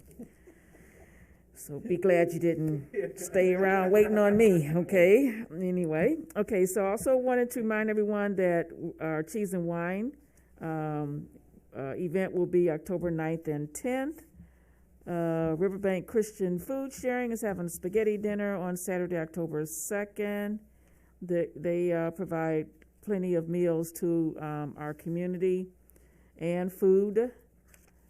Veterans Luncheon, that's given by Royal Neighbors of America. They're having their 13th annual Veterans Luncheon. It's free to all veterans, and they can bring one guest. It's November the 6th, 2021, at the Veterans Foundation on Coffee Road. And reservations are open from September 15, 21, and they close October 20th. And also a reminder about walking to school for our youngsters. We need to be mindful that, parents need to be mindful of dropping their children off at the school zones, driving carefully, and students also need to be mindful of walking to school and be mindful of their surroundings, and so that they can protect themselves. Walk in groups instead of by yourself if you can. And I think that's it. Thank you. Thank you, Vice Mayor. Thank you, Mayor. I know we plan to recognize the Hispanic Heritage Month at the next meeting, but I just kind of wanted to highlight from the September 15th to October 15th, just recognizing the history, the culture, the contributions from all of those who immigrated from Spain, Mexico, Caribbean, Central, and South America. And then some little fun facts I was kind of digging into. Two of the Independence Days falls within that range, that 30-day range period, and coincidentally, my birthday is October 15th, so clearly they knew what they were doing when they enacted this in 1988. Councilmember Barbara Martinez mentioned the Riverbank Christian Food Sharing holding their annual spaghetti dinner, so just some of the information there. October 2nd, it'll be drive-through from 4:30 to 7. Tickets are $10. And I pressured them into setting up the whole Venmo, accepting credit cards because they didn't want to do it. They finally did it, so please, I told them their sales would go up, so please purchase a ticket. I don't want to look like I didn't know what I was talking about there. It'll be at the community center, and yeah, all the proceeds are going to help the organization just keep the shelves stocked. I helped out at the last event last Friday. And they arranged about 50 to 120 vehicles on a given Friday. So they're helping a lot of people every Friday. So please donate. Can't wait to see everybody at the Cheese and Wine Festival, and of course celebrating my birthday. Thank you. Thank you, Vice Mayor. We'll take that under consideration. I want to thank the Centennial Committee, Gabby. Great job. Although I made comments, I'm not selling it short. It was fantastic. I like the logo. I like the direction that we're going. I think that if we combine some established events, like in April, to what the Centennial wants, I think it'll be a great time all the way through. Again, Cheese and Wine's coming on up. We have a lot that we're going on with the affordable housing, the low-income housing. Jody Hayes pointed out some of the items where now they're going to concentrate on other areas, the upper end of it. I still like to maintain our emphasis right now on affordable housing, transitional housing, as we move forward. With that, I think we're going to go into closed session. We should be done by 12, consistent of item 14.1, conference with legal counsel, anticipated litigation pursuant to Government Code Section 54956.9, Bravo, number of cases, 3 potential case. Item 14.2, public employment pursuant to Government Code Section 54957, title Community Development Director. At this time, the public has a total of 3 minutes to comment on the closed section item. Before we move into closed session, is there anyone from public comment?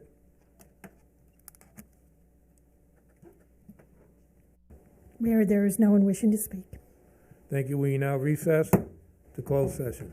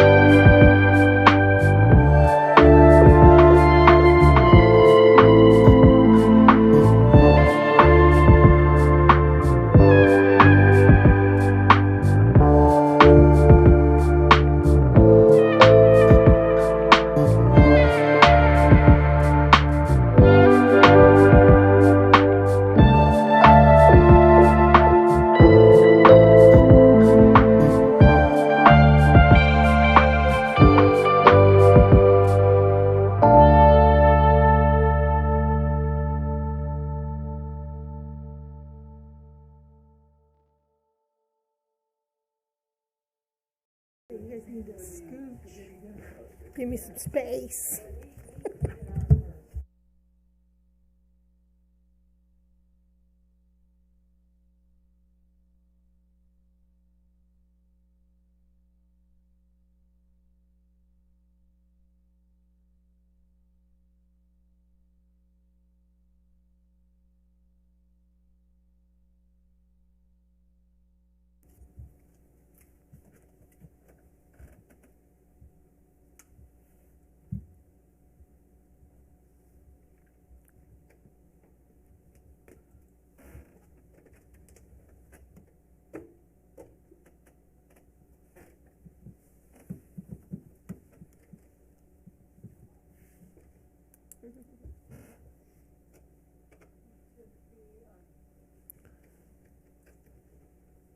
The City of Riverbank City Council LRA Board meeting for Tuesday, September 28th, 2021 reconvene from closed session with report on item 15.1. The host would like you to unmute your microphone. You can press *6 to unmute. You are unmuted. Reporting on item 15.1, on item 14.1, conference with legal counsel, anticipated litigation. Direction has been provided to staff. On item 15.2, public employment, on item 14.2, again, direction has been provided to staff. Our next regular city council meeting will be held on Tuesday, October 12th at 6 p.m. This meeting is now adjourned. Good night.